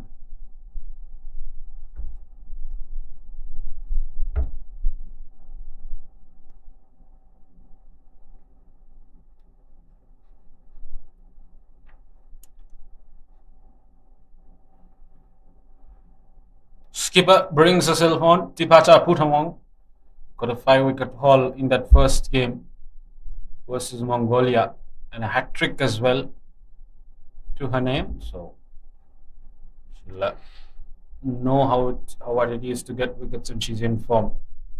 Yeah, a clear embodiment of what the Thai people are, the captain. A very good start. She was very humble at the toss, Yusuf. Very nice person. Tipata Putamong.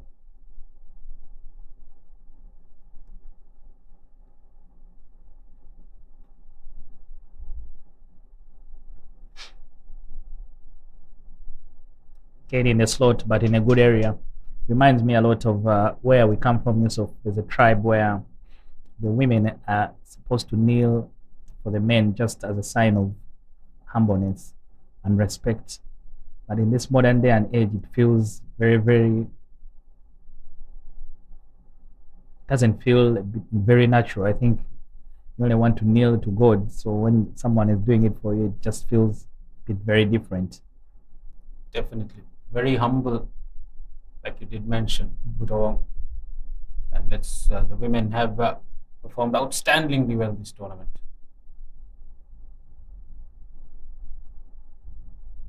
Karumi Ota, I think the matchup is in her favor. If she's brave enough and she tries to attack the captain, she could get a lot more runs.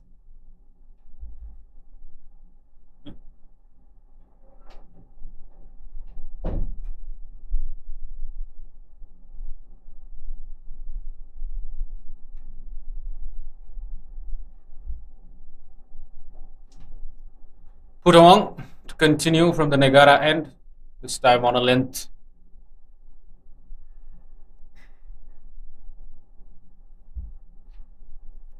Going to be interesting how Ayaka goes about her business. She likes to drop anchor and take her time.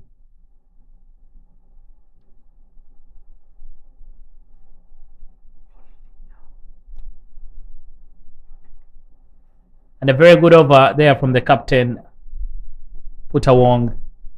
Good discipline from her just to make sure that this over has good control. Japan 9-1.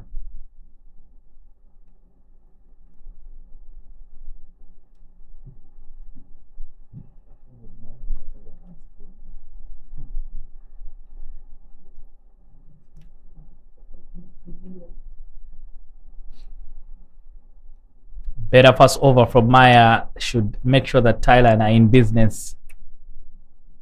Yusuf, what do you think should be the plan from Japan? 127 from 120 balls is not so far away. Maximize the power play. Big offer, but no connection. There goes the wind, but the ball into the hands of the keeper. I think that'll be the name of the game for Japan. They'll try to maximize the power play because it'll be crucial that they have a head start going into those middle overs. It's obvious it's going to be slowing down in terms of run rate when fielders drop into the deep. So if you get those 50 runs, 40 runs, 45 runs in the power play, then you have less than a run a ball to do outside of it. Yeah, straight to the field again. And the thing is that from my experience of watching Thailand, they're a team that are always in your face. So you need to also sort of be able to bully them out of that. Otherwise, a lot of times they will be in your business. Like one of our co-commentators, Adarsh, yesterday was telling the same thing as well. Thailand have that energy about them. They're really intimidating in terms of their field presence. Maya to continue. Again, straight to the fielder. And that's the thing, that they are in your business. A very, very good attacking field, fully packed on the offside. So unless you have the precision of a doctor or a surgeon, you'll not get it through that field set. Definitely, I think Ota needs to get going. 2 of 8. They'd like to do better in the power play, especially with their strike better back in the hut. She needs to take a bit of initiative or get Ayaka Stafford back into strike. Again, good push, but again straight, again straight to the fielder. And that's the thing, that if you take away the 6 that was hit off the first ball, to only be 3 runs from as many balls. What Thailand did well in their first inning was sort of try and use your feet, get to the pitch of ball, get the ballers off that length.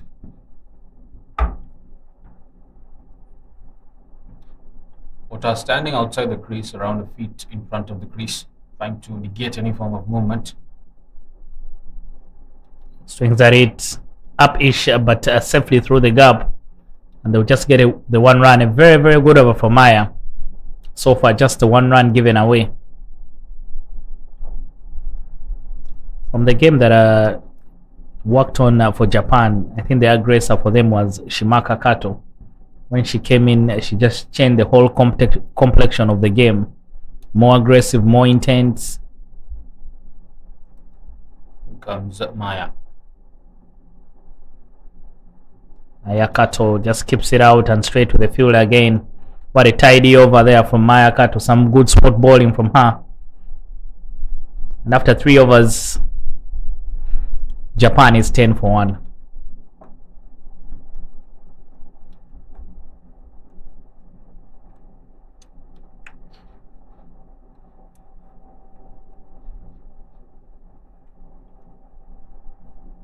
Putawong to continue.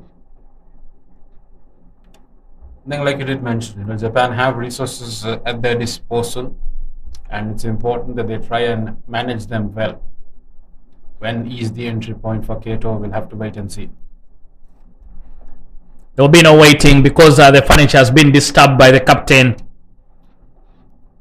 Karumi Ota was struggling to get going, and this time the captain goes through her defenses, and Thailand picked their 2nd wicket. Fantastic delivery, top of off, textbook spinner's wicket. We have to look at that again. Putawong drops it short of the length, and in fact it's the leg stump going through the gate of Kurumi Ota. And now then it's Japan's power duo out in the middle, Dennis. Yeah, Japan now have to cash in very, very quickly. There's no time for waiting, and they are running out of resources. But poor shot there from Kurumi Ota, because the ball was up in there in the slot. Required run rate nearly up to 7 now.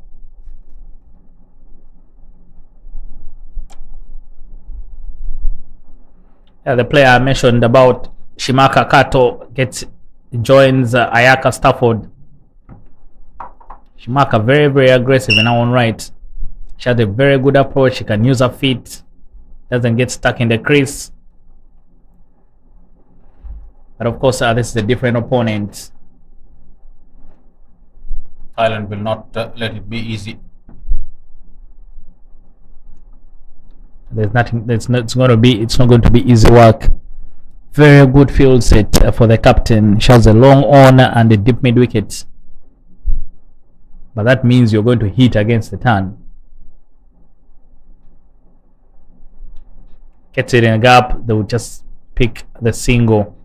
Extremely fast, these Thai fielders across the field. And I saw that fielding earlier in the over as well. Very quick to cover ground. It was visible in their running between the wickets as well. Goes to show the kind of impact their fitness has on the game. Yeah, and I think that's a style. That's their style of play. You can see they're manipulating the field already because it's Ayaka who's on strike. They're not very. They don't blast the ball out of the park, but I think their value proposition has been their fielding and bowling. They're very good and agile fielding side. Incredibly athletic. Kato Stafford yet to get on the mark. 6 deliveries in. The run rates are now well above 7. Yeah, Kato, her style of game, she just takes her time to get going. Put a ball. She got 44 runs in the game against Myanmar, but she was there from the beginning all the way up to the end. 44 not out, so she likes to drop anchor and take her time. But 4 overs gone so far. Japan are 11 for 2.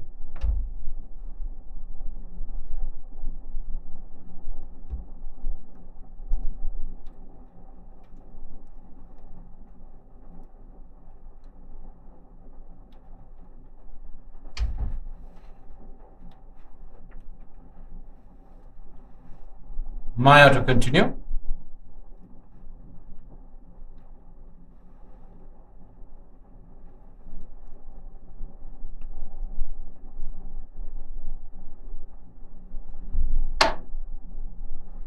Maya from the Golden Hope end.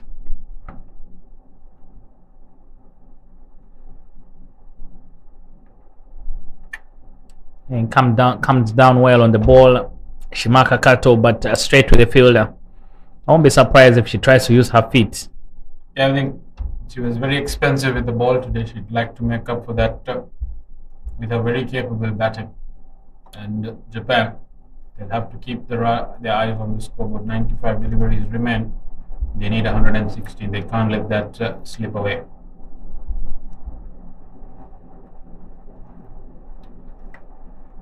Chance there to score some runs, but straight to the fielder. But picked up the length very early, Shimaka Kato. That was a ball on a good length. Narumul Chaiwai, fielder at short mid wicket.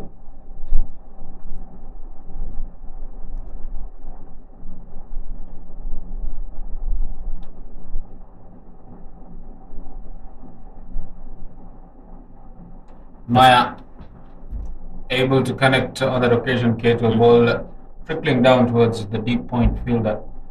It's 12 for 2 Japan now. They need to get a move on here. They can't afford to hang back too much. Yeah, but when you see Maya on the other end, she sort of disappointed. I think she must have felt like she needed to get a lot more out of that. Again, another ball pitched up in the slot.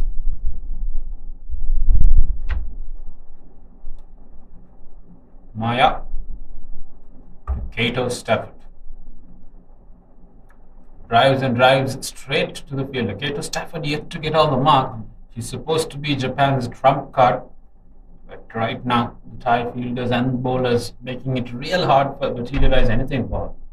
Yeah, she's just been out there in the middle, but hasn't connected the ball cleanly.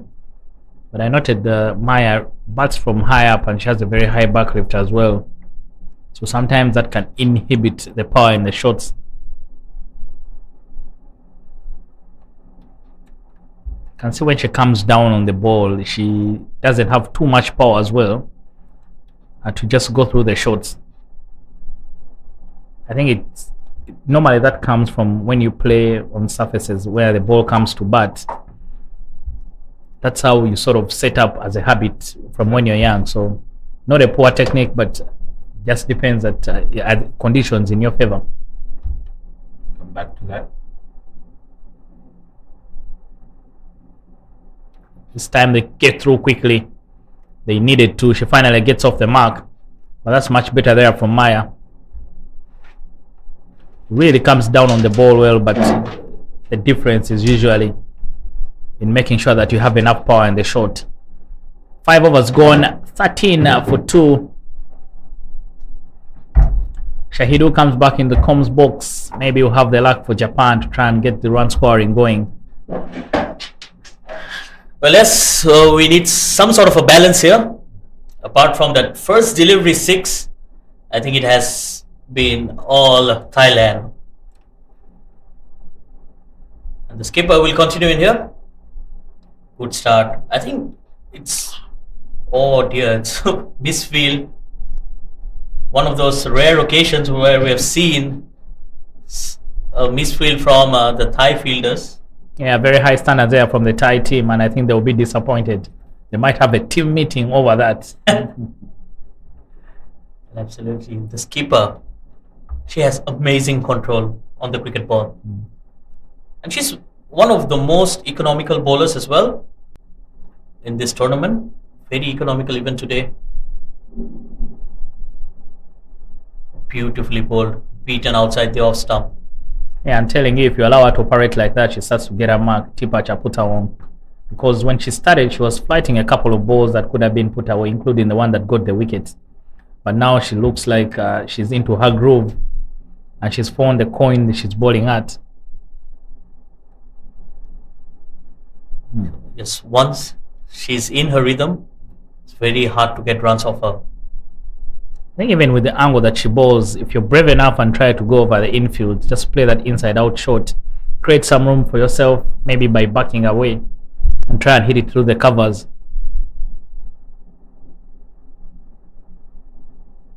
And it's also the pace at which she bowls.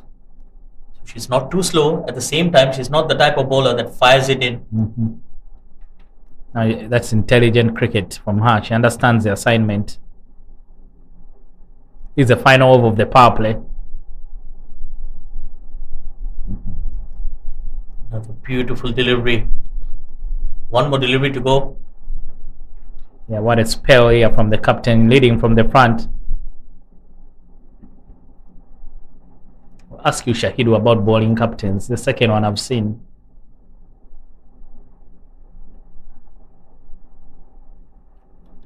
Rare inside edge this time, and rare run against the bowling of the captain to finish off the power play and the sixth over. Japan 15 for 2.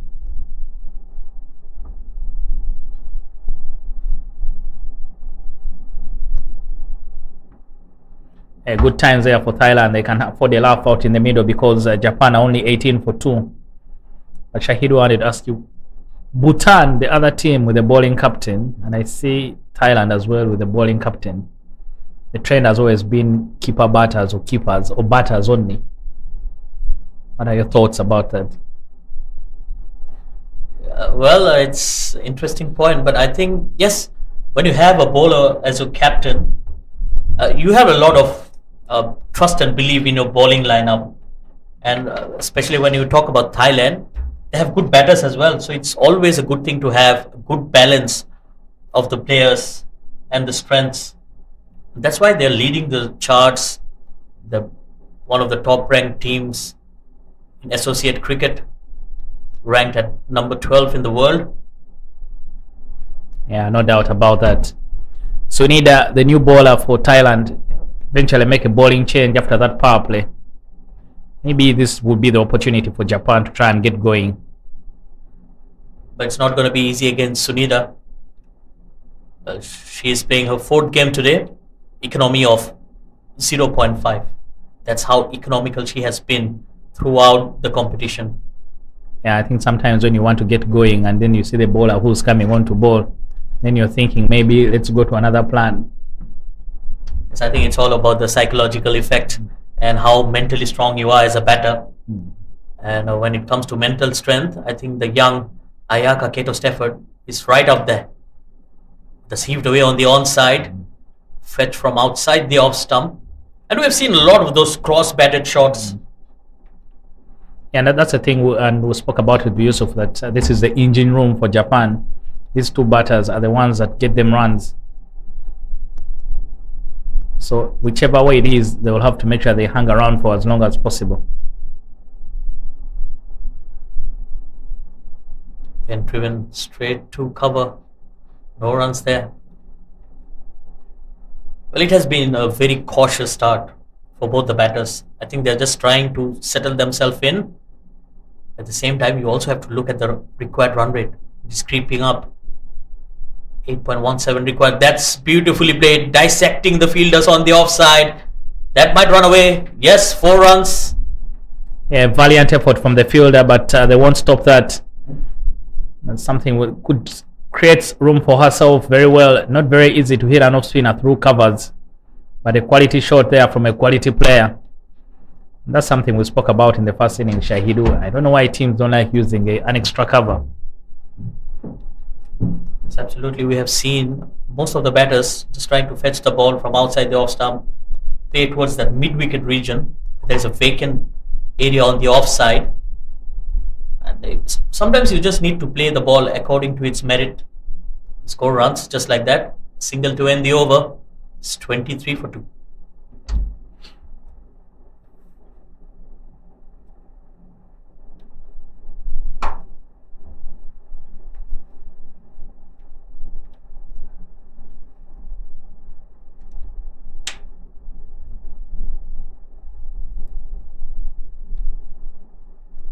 Yeah, Japan need as many as 104 runs from 13 overs. So there's still a long way to go in the game for them.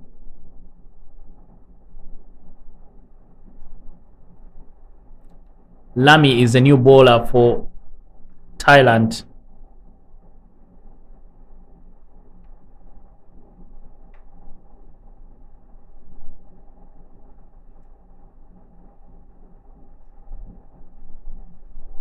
Sulipon Laomi, another good bowler for Thailand. A good start to the over as well. Yeah, leg spinner this time. Laomi. Again, a leg spinner without an extra cover. That's interesting in its own because if she drops it short on the offside, it's an opportunity of scoring a boundary on the offside. I think it's just throwing up the challenge to the batter. They're trying to entice the batter to play the ball through the offside. And I think probably sometimes it's just psychological, working on the batter's mind.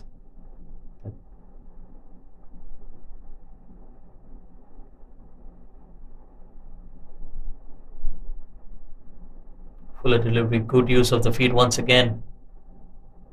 Well, Ayaka Kato Stafford, she continues to impress. What a talent. Yeah, what a talent, and what a tournament she's had as well. Sometimes you come into tournaments and everything just goes your way. She's been doing well with bat and ball.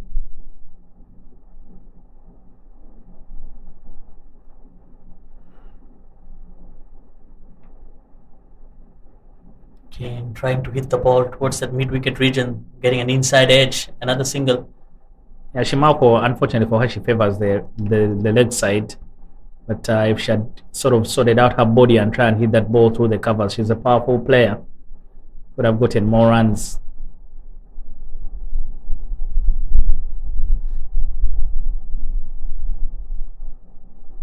Ayaka Stafford on strike. Again, good use of the feet. And yes, talking about her, it's a wonderful story behind her back as well. Was born in Brisbane and represented Australia under 19 at the age of 15. But it was a bilateral series which still keeps her open to play for Japan as well. And she has proven herself in a wonderful way in this tournament. Very consistent.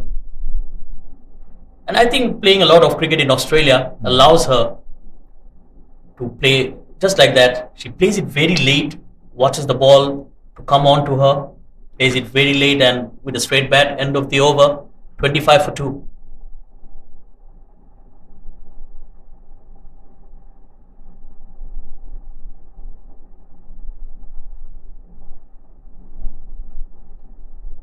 I think Laomi there is very lucky that ball didn't go through that cover region. But Shahidu, a good story there from Stafford, and making, I think, a very good decision to commit to Japan at this international level. I think the experience that you get is different from both ends. Yeah, and it's a more structured environment, but in this you're allowed to grow and develop and become a very, very good player.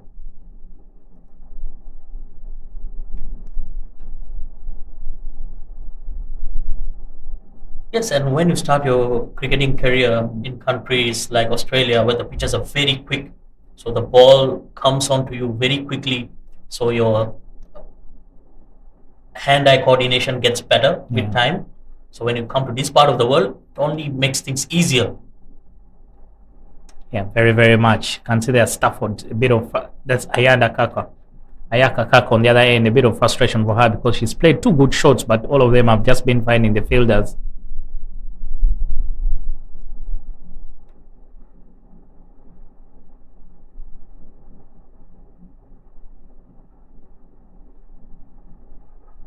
Goes down. Umpire shows no interest whatsoever. Trying to play the sweep shot. Trying to go for the conventional sweep shot. Maybe she was gone for a pad or could have gotten a lot more out of it. But she's starting to look frustrated. She's just 10 of 22 balls.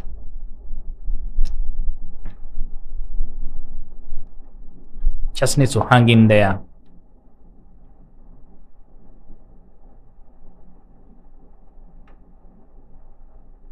And trying to hit that ball towards that mid-wicket region. And I think it's also about learning from your mistakes and to realize that, you know, that shot is not working for you and try to do something different, which has not worked so far for Shimako Kato. And there she goes, stumped.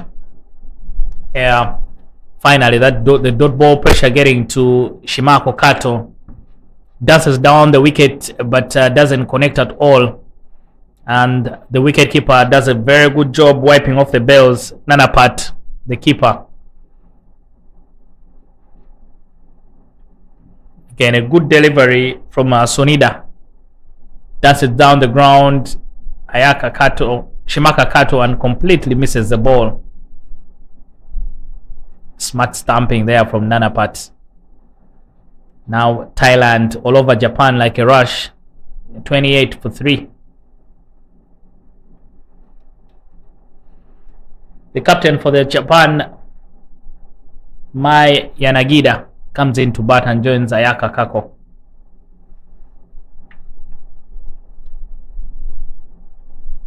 Yes, I think it's a good time for the skipper to walk into bat. She was giving opportunities to the rest of the batters in the last game. I think that's where you need game practice as well, especially going into big games against bigger oppositions. Now she will face the music and she's wrapped on the pads. That looked very close as well. Very, very tight call there from the umpire, but she has the best view in the game. Turns it down. Maya hasn't had so many runs, so maybe her confidence is not very high. 27 for 3 after 9. Well, that's another maiden over for Sunitha. That puts her right up there at the top with the most number of maiden overs in this Premier Cup. Very consistent and a wonderful bowler for Thailand. And that's the strength of Thailand. They have good pacers and even better spinners to complement them.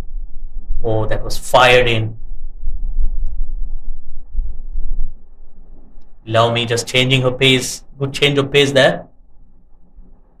I think one of the things that Thailand do well is the discipline on how they play the game. Shahido, I'll tell you, I saw them playing at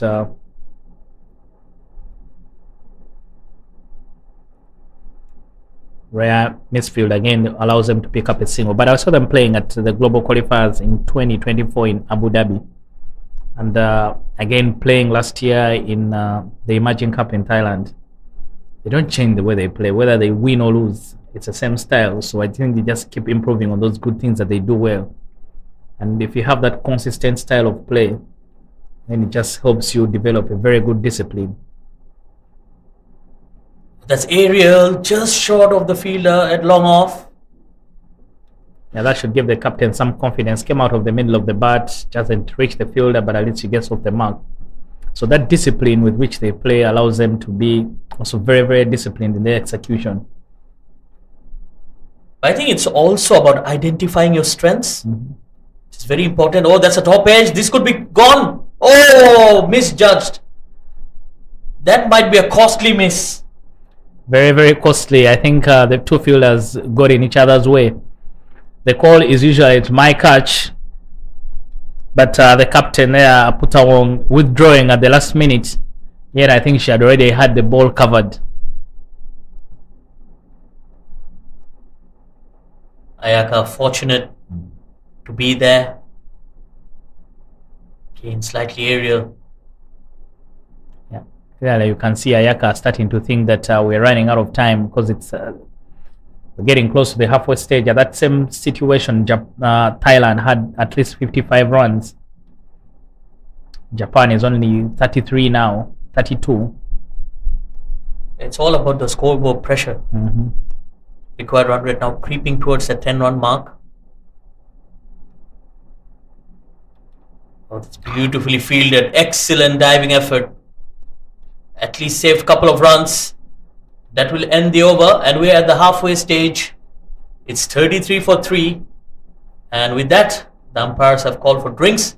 We'll be heading into a short break, and we'll come back soon.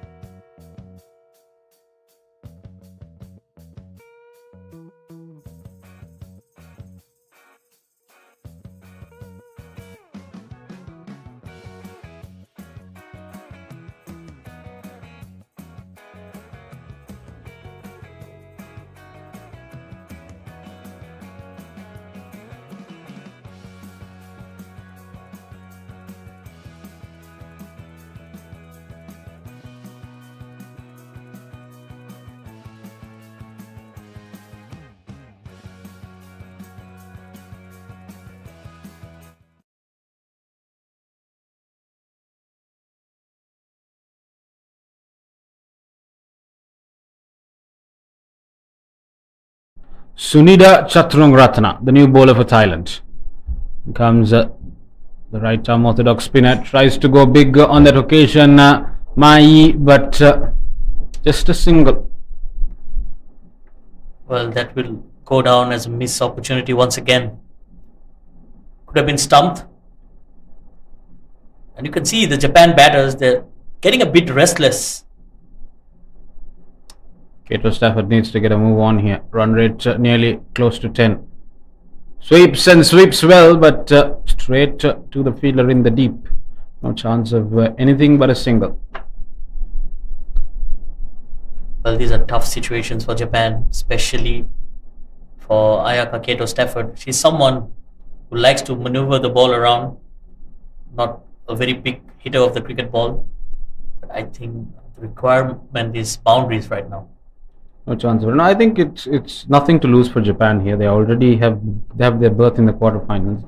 Might as well not take on any of that pressure and really go at the ball and see what that can yield. Because if they pull it off, it's going to be amazing.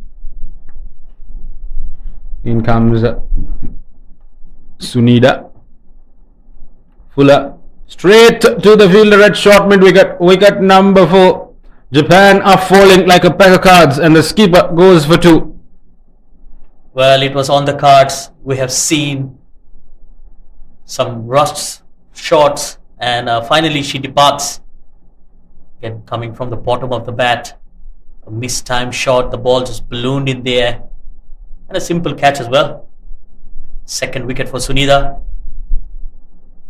Thailand will make no mistakes, and something like that they'll latch onto it. It was Arumol Chaiwai, the fielder at short mid wicket, held on to that ball, and now Sunida twice in the wickets column, and she's been very economical, just above half a run every ball. Japan now need to really go at it and see what it can take. It's the vice captain who's walked in, Erika Oda. Well, a bit too late for my liking. Erika Oda, she opened the batting in the last game as well, did well, went off to a good start. And when someone is batting well right up the order, and the moment you change, it also changes the momentum and the whole complexion of the team. You don't need to fix what's broken, what's not broken. Sunida once again. Erika Oda. Now she's going to take her time, and that puts a lot of pressure on Kato Stafford. Sunida, on the other hand, has been phenomenal. Picked up 5 wickets in the previous game, gave just 3 runs, and took 2 today as well. Drives straight to the fielder at short extra cover, put among the skipper. End of the 11th, 35 for 4.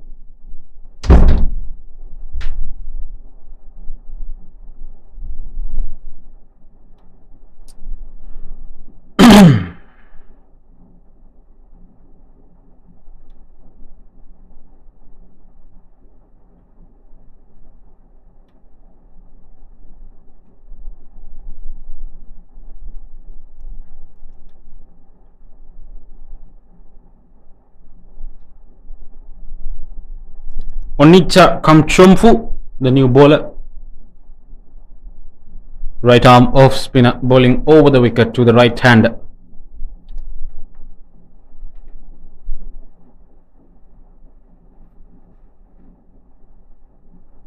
Very quick, comes down the ground. Kato Stafford taking the long ball, and some very good batting on that occasion. 4 more runs to the total. Kato Stafford trying to get a move on now. Again, presenting the straight bat just over the bowler. Good looking shot. Will be interesting to see how they maximize this over Japan. The new bowler, they put her under pressure in the very first delivery. No change in the field by Putawong. Deep mid wicket in place, long on, long off, and deep square leg outside the circle. Fuller straighter will get a single. Kato Stafford. Well, she's very strong down the ground, and she plays a lot of deliveries in that V, just on both sides of the bowler. Now, there's one thing that we've figured out during this women's tournament is that players who play along the V, they've been able to maximize run scoring in the power play. And more often than not, teams that have won the power play have gone on to win the games. And Kato Stafford, she's come a bit late for Japan's liking, but she'd want to take the game home. In comes Onicha. This time drops it full, no chance of a run. It's a good delivery once again, good comeback from Onicha. And a good change as well. I think the skipper has done a good job rotating the bowlers. Tampompu. Fuller, wider, but pulled down to the leg side. Just a single to the total. Well, Thailand won't mind the singles. Record run rate now well over 10 runs per over. I mean, Kato Stafford has to take some initiative. There's no point hanging in around now. Japan, they have to, if they're going down, they need to go down on their own terms. Comes Kamchomfu, goes down the ground, goes long, but not enough connection. Had more height than distance. Yeah, fortunately for her, she didn't time that well, or else it would have went straight to the fielder. Well, both long on and long off are pretty straight. Exactly, I think they've recognized the kind of threat that Stafford produces and have accordingly made the adjustment. In comes Kamphompu. Well, no chance of a run. End of the 12th, 42 for 4 Japan.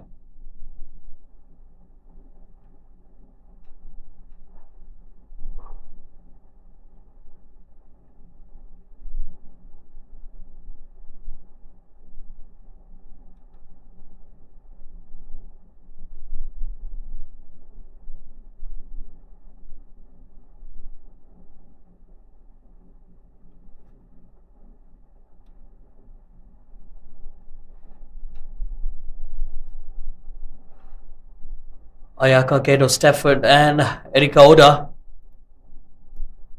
They'll look for a good partnership here for Japan. There's no room for real dot balls here. They need two boundaries, at least two boundaries every single over to continue here from the Golden Hope end.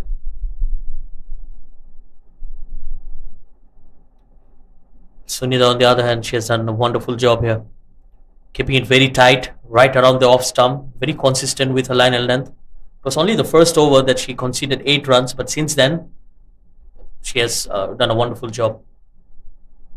Comes Sunida once again. I think you mentioned earlier as well, she has an economy rate of 0.5 in the tournament, and that mishap in the first over, she's stuck to her guns.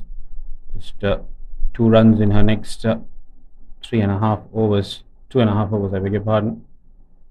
Here comes Chauhan once again. Drops it short, but not enough room for Odo to make any use of. And it's the pace at which she bowls, relatively flatter compared to the rest of the bowlers, so it doesn't allow the batters too much time to play with. When you keep the line tight and the pace quick, there's not much you can do as a batter. In comes Sunida. This time Fuller goes dancing down the ground. She's done really well to get the ball into that gap, and some real misfielding on that occasion. Fielder did all the work to cover the ground, but unfortunate for her, she couldn't really keep it in, and 4 more runs to the Japan total. They need more of those, Japan, at least 2 every over, and they'll need to do their running really well. That fielding was very unlikely of Thailand. Goes over the infield. They like what they're seeing, Japan. The fielder will have some work to do, but some very agile running by Ahisara Suvanchunrati, cutting that off for Thailand. Well, that's the reason why I wanted Erika Oda to be up the order. She's someone who's very expressive, not afraid to take the aerial route. Japan have got themselves in a mess of tactics with their batting today. Sunida.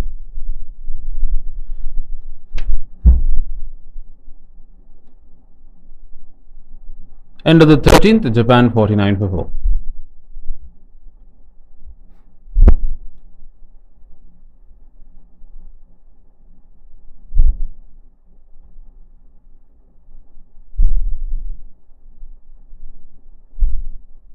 Well, Thailand will be very happy with the performance so far in this tournament. But I think the real challenge will start after today, when they go into the quarter-finals. And there the margin of error will be very minimum.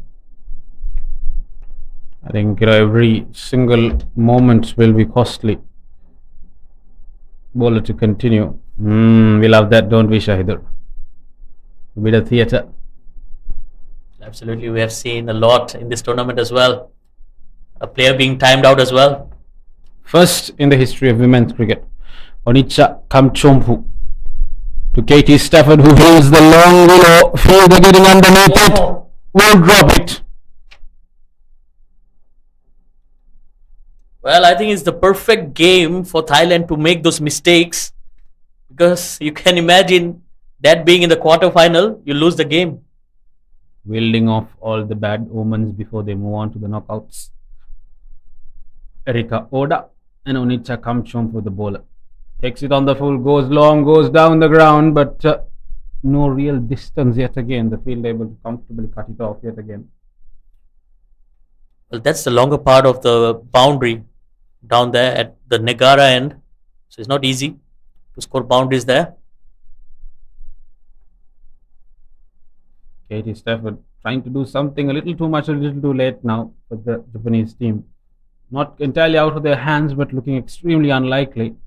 This time tries to go across the line, Kato Stafford, but keeping the ball away from her hitting arc, Kamchompu. She's bowled really well with her brains.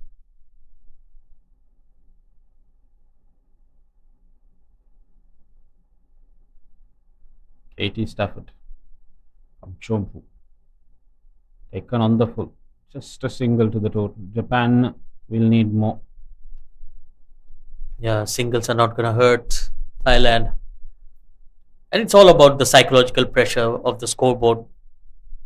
It's almost 12 runs per over required from here.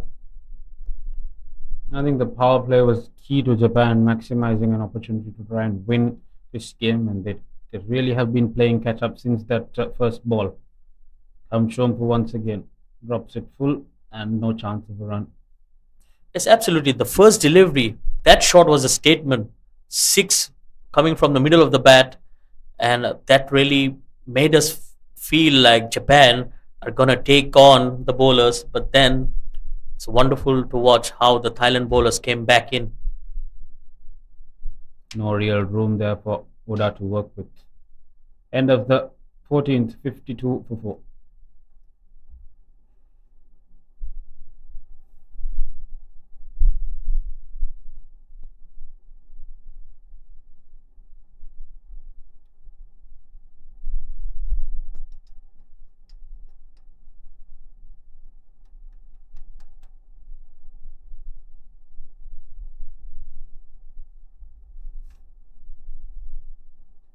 Koranit Suwanchondrati, the new bowler, right arm medium pace. Putawong resorting to some quick bowling after some intense spin on both ends. Koranit bowling from the Golden Hope end.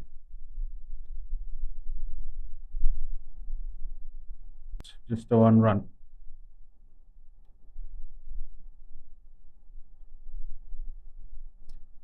They will have positives from the tournament, Shahidur, that they have to take on into the quarterfinals. I think they'll back themselves. They've proven themselves that they are capable of being a giant slayer, and they'll want to make sure that their presence is being felt. In comes Paranit once again, wide of the off stump, and fielder placed for that. So no more than a single. Well, the equation is getting out of hand for Japan. One of the batters, if not both, need to just change gears. I mean, they're losing time, they're losing momentum as well. Exactly. In comes Koranit. Well, trying to get the quick run there, Kato Stafford. But yeah, the net run rate is not going to be a difference in this point of the tournament for them. They win, they go first. They lose, they stay second. Either way, they qualify for the quarterfinals. So I think it has to be a nothing to lose mentality from Japan if they are to impact any sort of result on this game. 73 of 32, the requirement. Koranit. Wonderful, swept and swept hard and nearly hit umpire Ankita Guha. Brought in her cricketing instincts to step away there. Nearly caught onto it. Well, she did well to get away from the line of it. It was hit extremely hard and good reflexes there. Exactly. Once a cricketer, always a cricketer. And because she's a cricketer, she almost went for the catch. Her hands, it's almost like a muscle memory for any cricketer. But did well to stay away from it. Exactly. By Ankita this time. Wide signal by Hijra will say to the scorers. That's one good thing from this Thailand team. We haven't seen many extras. Very disciplined with the bowling line. Like I said, it's been those little things. Not giving your extras, making sure you run well between the wickets, making sure you field well, making sure your throws that come in from the boundary line are straight to the bowler so that they can dislodge the stumps quickly. This mentality has really helped Thailand. So I think it's all about the fundamentals and the basics, and they have done that right. Katie Stafford goes over the infield, but straight to the field, and that should be the final nail in the coffin. And with that, Kato Stafford will probably take any hopes of Japan topping the group. But they'll now prepare with pride for the quarterfinals.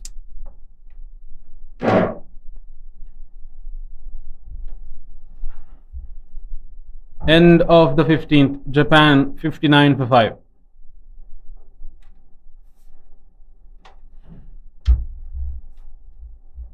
Yeah, I think the joy on the face of the fielder there explains the whole situation. The last sort of resistance from Japan, from Ayaka Stafford. I think now Thailand know that they are into the business of Japan, because half of the team is back in the hut, 59-5. Very far-fetched from here for Japan to effect a result, 68 of 30. It will be a matter of going through the motions and probably giving some game time to some of our bowlers for Putawong. But Japan, they look steely, they looked determined, and it's their Erika Oda who's out there in the crease, along with Ahilia Chandel. Chandel bowled really well up front, but her miracles will have to come from the bat if Japan are to win today. Oda on strike.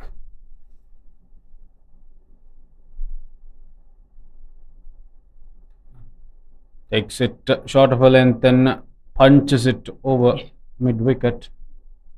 Should come back for 2 Oda. Yeah, put that in the gap, but Panadikamaya hustling very well and keeping the ball in Thailand and not giving up until it is over. They've kept it very intentional in terms of their fielding effort and even running between the wickets. In comes the bowler. This time hit hard, hit down the ground, fielder getting underneath it, and that'll be number 6, Panadikamaya. Straight down the throat, latches onto it. Wicket number 6 falls for Japan, 61-6 now. Yeah, Panadikamaya with a very good running catch. I'll tell you of the difference is that she had chased down the previous ball.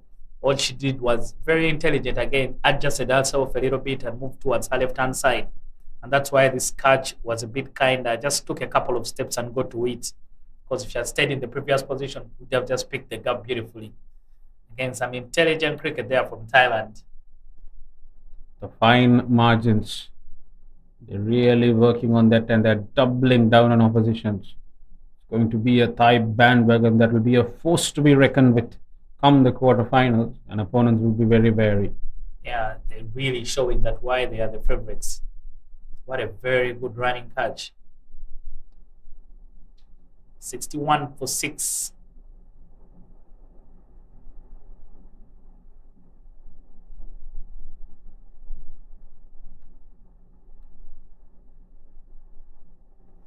Japan, new batter for Japan is Hinase.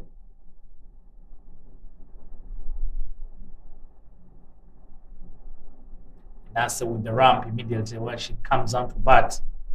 Looks like she has just walked out of the nets because very, very innovative from her. Hinase Goto. Yeah, gets in position early, then just gets the ball to run off the face of the bat. At least Japan can be proud of themselves. I think they've done well in the game. They've just come up against a very team that is better than them.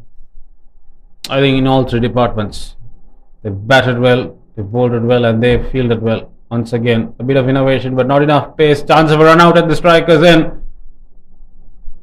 Direct hit, and that would have been much closer. Chandel makes it safely. This time she only gets 1 run. The previous one she got 2. But I think she has come up with her plan that for her she will score her runs behind the keeper.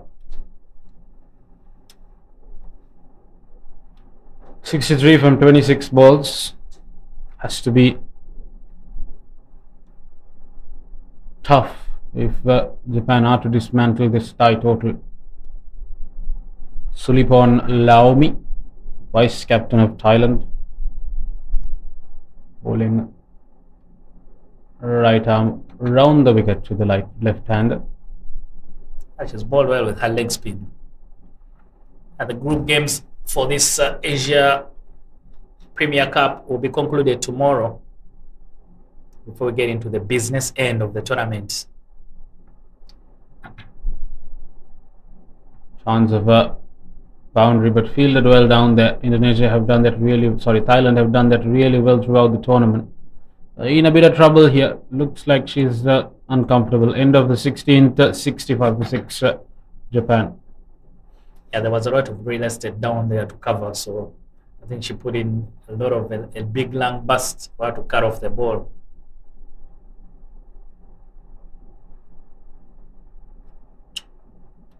61 from only 24 balls. I think for Japan now, they will just want to see out their 20 overs, and they will take whatever they can get. And on the other hand, Thailand also will try to get some minutes in the legs of the bowlers. And they brought back Koranit Suanchonrati back in, continuing from her last over. Slightly expensive by their standards, but I'm sure Putawang wouldn't mind that.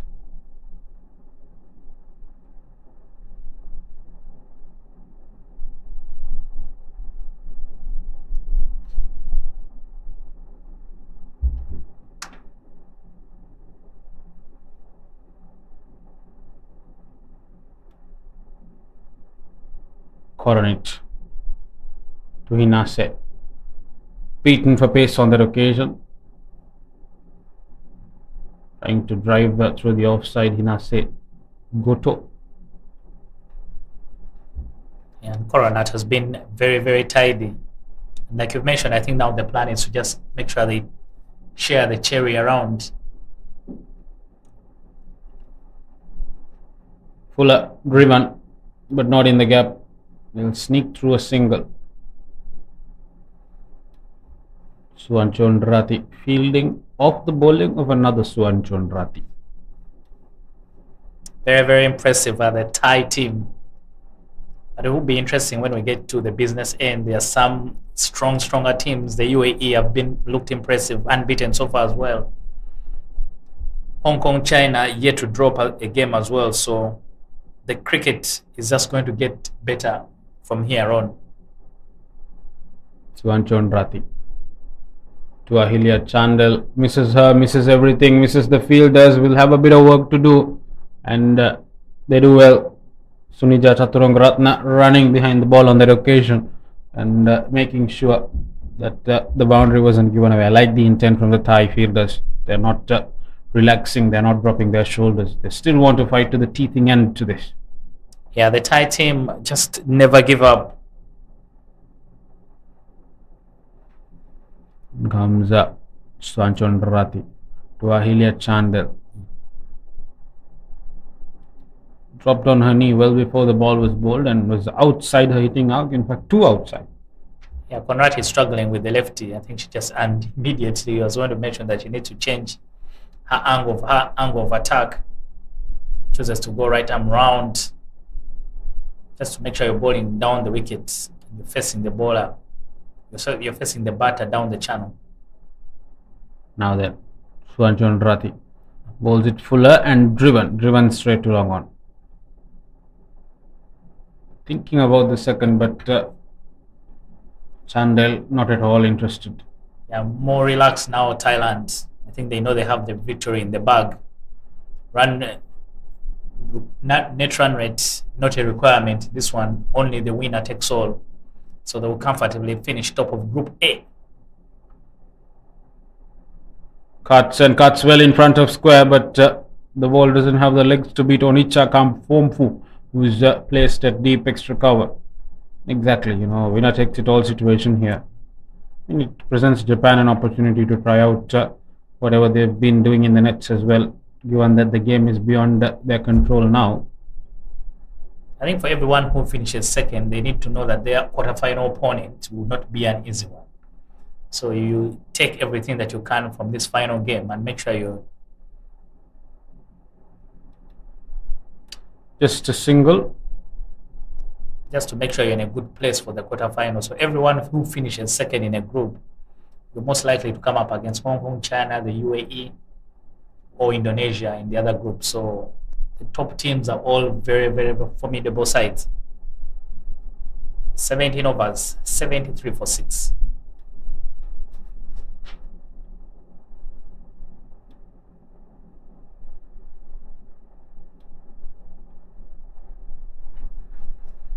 There have been 4 different venues for this tournament. The ACC Women's Premier Cup.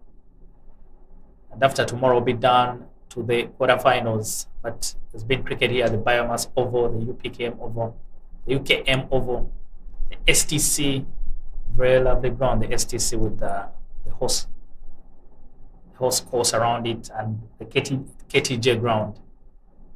I absolutely loved it across these few days. This time, Micha really liked the atmosphere around the Selangor Turf Club grounds. Tennis, the horses doing their bit during the day. Yeah. I mean, there's no better view playing cricket and also having some soft life around you. Lovely. I think it's been lovely for the teams as well. The horses are the primary in those places. I'll come back to that in terms of Micha. Horses being respected as the senior citizens of the Selangor Turf Club grounds. We had to walk so that the horses could walk. No vehicles along that road.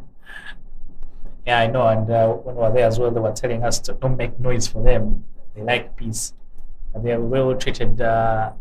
Understood they're very emotional animals. So, but they also love humans. Last thing you want in the heat here is to get on the back of an emotional horse. That was a very beautiful sight and beautiful animals as well up close. Just a single. Hinase just going through the motions now. Onicha as well, completing her quota bit by bit. Yeah, Thailand again, very intelligent. It's the first team I've seen doing this. Leave the mid wicket open. You can take the single if you want, but the intention for them is to try and protect that boundary, not conceding boundaries at this time of the game.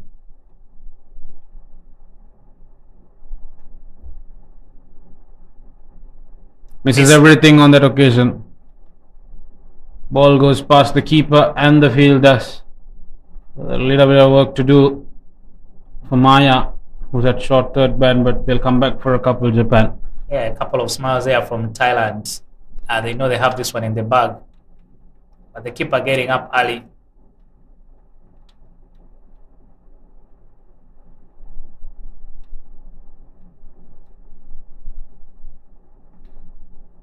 Onicha to Alia. Chance of run out at the non-strikers, and this is going to be another Thai wicket. This is some very alert and adept fielding by Thailand. They refused to take the foot off the gas.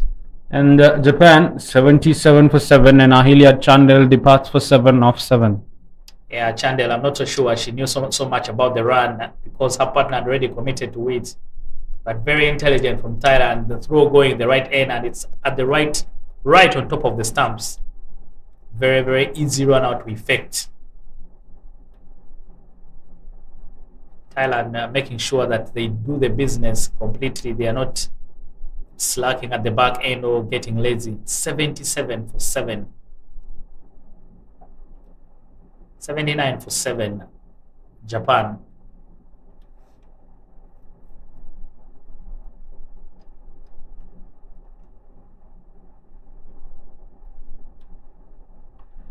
"14 deliveries remain. Thailand going through the motions.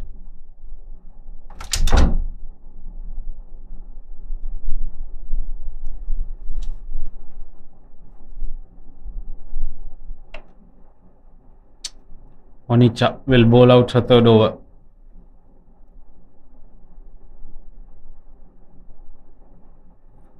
Chance of a run out at the non-strikers, and yet again a better throw, and that would have been curtains for Hinase. Ayumi Fujikawa, the new batter. End of the 18th. Japan 80 for 7.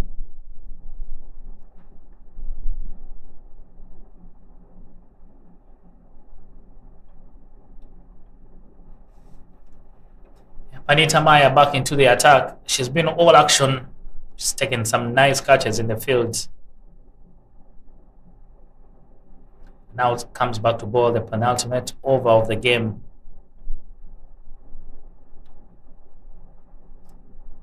I think in the end, Thailand prevailing. Just doing the right things right. Can confidently say that they've stood head and shoulders above the rest in the others in terms of this group.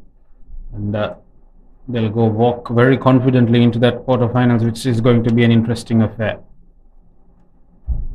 Maya to close off her bowling This time lobs it straight up in the air. Another wicket. Thailand resolute in trying to get those 10 wickets.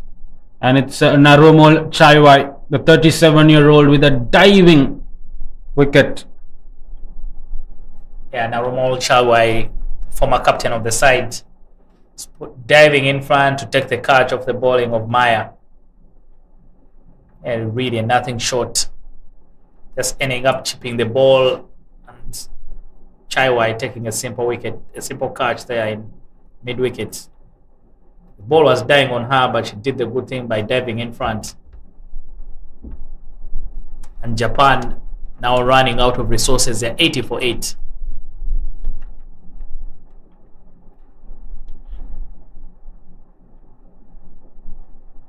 Fujikawa out of action, and in comes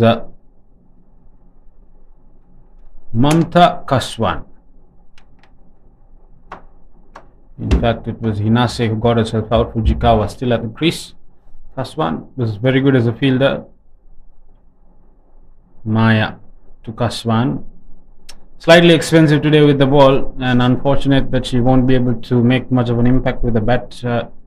Get Japan really struggling. 80 for 8. Yeah, Japan now need 47 runs, but it's a big mountain for them to climb. They need at least 8 of those remaining 10 deliveries to go for a boundary. Maya to Kaswan.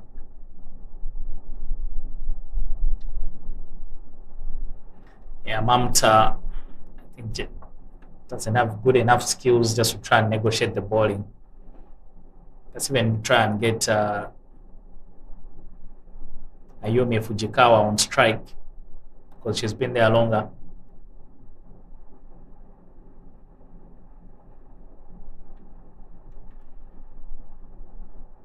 Maya to continue. Plays it well on the leg side, does well. Mamta to get some bat on it, but it's a matter of if, when, rather than if. The skies are building up a tuft of cloud, Dennis. Another game here to be played in the evening. Yeah, in the afternoon, another clash that is coming up, the UAE taking on the Philippines. We've had showers, but they've just come in the morning. But again, the facilities in Malaysia are very good. Once the rain clears, you'll be able to play immediately. Maya to Ayumi Fujikawa. Swing and a miss. Well, 7 legal deliveries from now on, and Thailand should be comfortably over the line.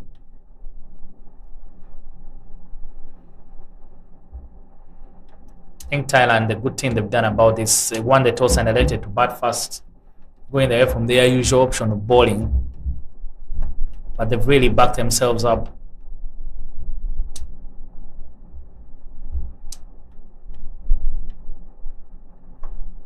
Just a single on that occasion yet again. Nothing much yielding for the Japanese. End of the 4th over of Vanita Maya.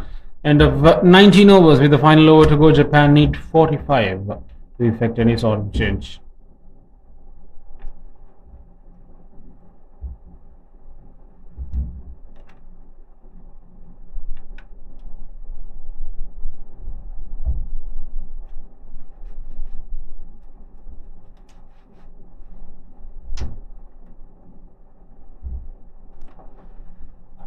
Skipper to do the finishing touches for Thailand.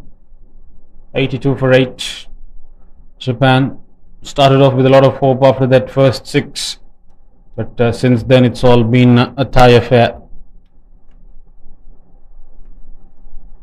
Purawong. And that'll be wicket number 9, Fujikawa. Long time coming, and Japan lose their 9th. Yeah, the captain has seen it out. Purawong comes back, brings herself back into the attack, and immediately strikes. Going across the line, Naomi Fujikawa. You miss, I hit. 82 for 9, Japan. Nonoha is the final batter for Japan. Just five more balls left in this game.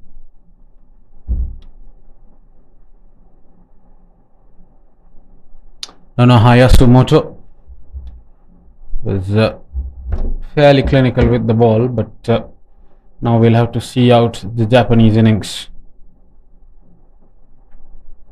They'll be disappointed, Japan. They're very capable of batting better. They'll know that. They'll be the first to acknowledge that, and they'll be back to the drawing board to try and learn as quickly as possible before that quarter-final game comes up, because it's learnings and the ability to relearn, unlearn and learn quickly that separates the good teams from the great ones, and Japan will want to be in the top draw come the semi-final day. Now that Pudawang just making sure that the overs are gotten through quickly. Now, if I was Japan, there's nothing to be embarrassed about. I think there's always so much pride. They've been competitive. They haven't been blown away, but they've been very, very competitive against a good team. So there are so many things to learn from, and then they can be able to take them into the quarterfinals. You just never know.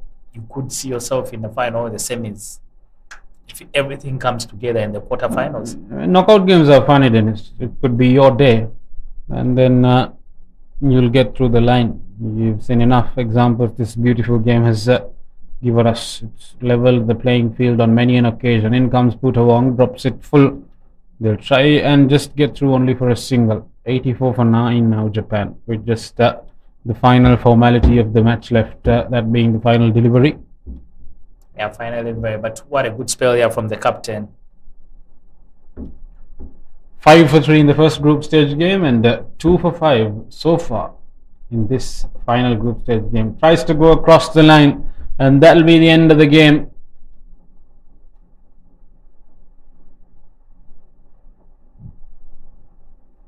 $84 for 9, Japan, and they win Thailand. In fact, 84 all out, 3 for 6 for Tipacha Putawang. A win by 43 runs to this undomitable Thai lineup. Very convincing win and a very convincing move through the group stages for Thailand, Dennis. Yeah, big win, the win of authority that makes sure that Thailand now win Group A, and they will move on as the top team from this particular group. But the summary of the game: Thailand winning the toss and electing to bat first. They managed to pile on 126 for 6 in their quarter of 20. Nana Pat, 47 for her, but she had good contributions for Maya, and Natikan, 15, who were able to make sure that Thailand get to 126.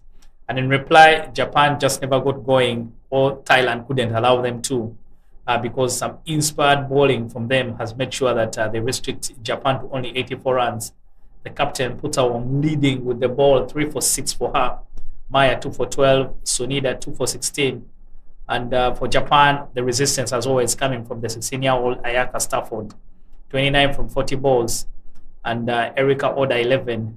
But the going was very, very big and tough for them, just to make sure they can be able to find 127 runs. In the end, Thailand winning this one by 42 runs.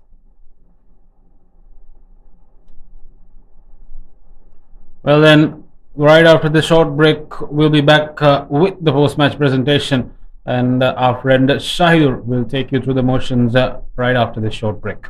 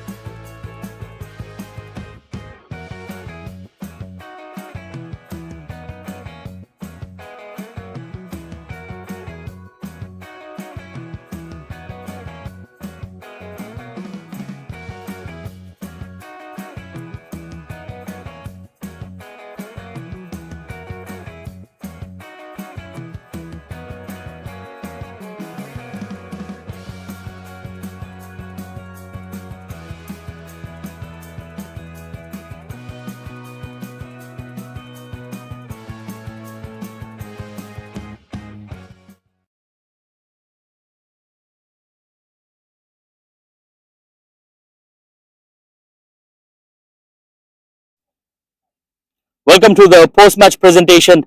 Another wonderful performance from Thailand.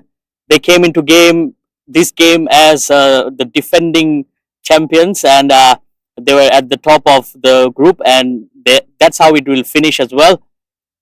They went into bat first, 126 runs on the board, and Japan, they were all out for 84. So convincing victory. But before we go any further, I'd like to invite our match referee, Shivani Mishra. She will be giving away the player of the award match, player of the game. And it goes to Nanapat for her 47 runs.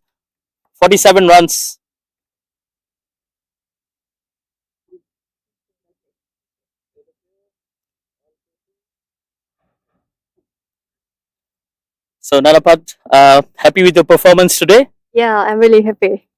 Okay, and you went on to bat at a tough situation. And how was the situation? You enjoy batting out there? Yeah, I'm really happy. So I think the Japan, they bowl very well. Yeah, so make me through pressure a little bit. Yeah, so And excited for the quarterfinals as well? yeah, really excited. Good luck. Thank you. And now I'd like to have a word with the captain of Japan, Mai Yanagida. So Mai, tough game for you, but a lot of positives from this game as well. Yeah, I think we had a good fight against a very good team, particularly in the first inning. I think we both bowled well and field well, and then I think at some point we put them under pressure. I think that gives us good confidence towards the quarterfinal. And yes, your youngsters, especially talking about Ayaka, she was wonderful throughout this group stages. So any thoughts on her? Yeah, I think she's very consistent with both bat and ball. I think that helps a lot to play a good game. But also, I think overall as a unit, I think we've been playing good cricket. But yeah, I think we had a lot things to learn from them. They're very consistent with the ball and elite in the field, so that's something we can learn from them. Okay, so going into a quarterfinal, what should be your game plan? Yeah, I think we keep it simple, and I think we've been playing good cricket and been consistent. So yeah, I think give a 100% and try to be as consistent as possible. Thank you for talking to us, and good luck. Thank you very much. And now it will be time for the happier captain, the skipper of Thailand, Thipacha. So the smile says it all. Very happy with the performance. You came in 4 out of 4 wins for you. Yeah, we very happy in the performance for my team. Yeah, and now we have one step more for the have target for semi-final. Yeah. Yes, and I think your players all clicked at the right time. Your bowlers, batters, all doing a wonderful job. So it gives you a lot of happiness as a captain. Yeah, we are happy because we hard work. Yeah, and everyone have job for cricket game. Yeah. Good luck for the quarterfinals. Thank you for talking to us.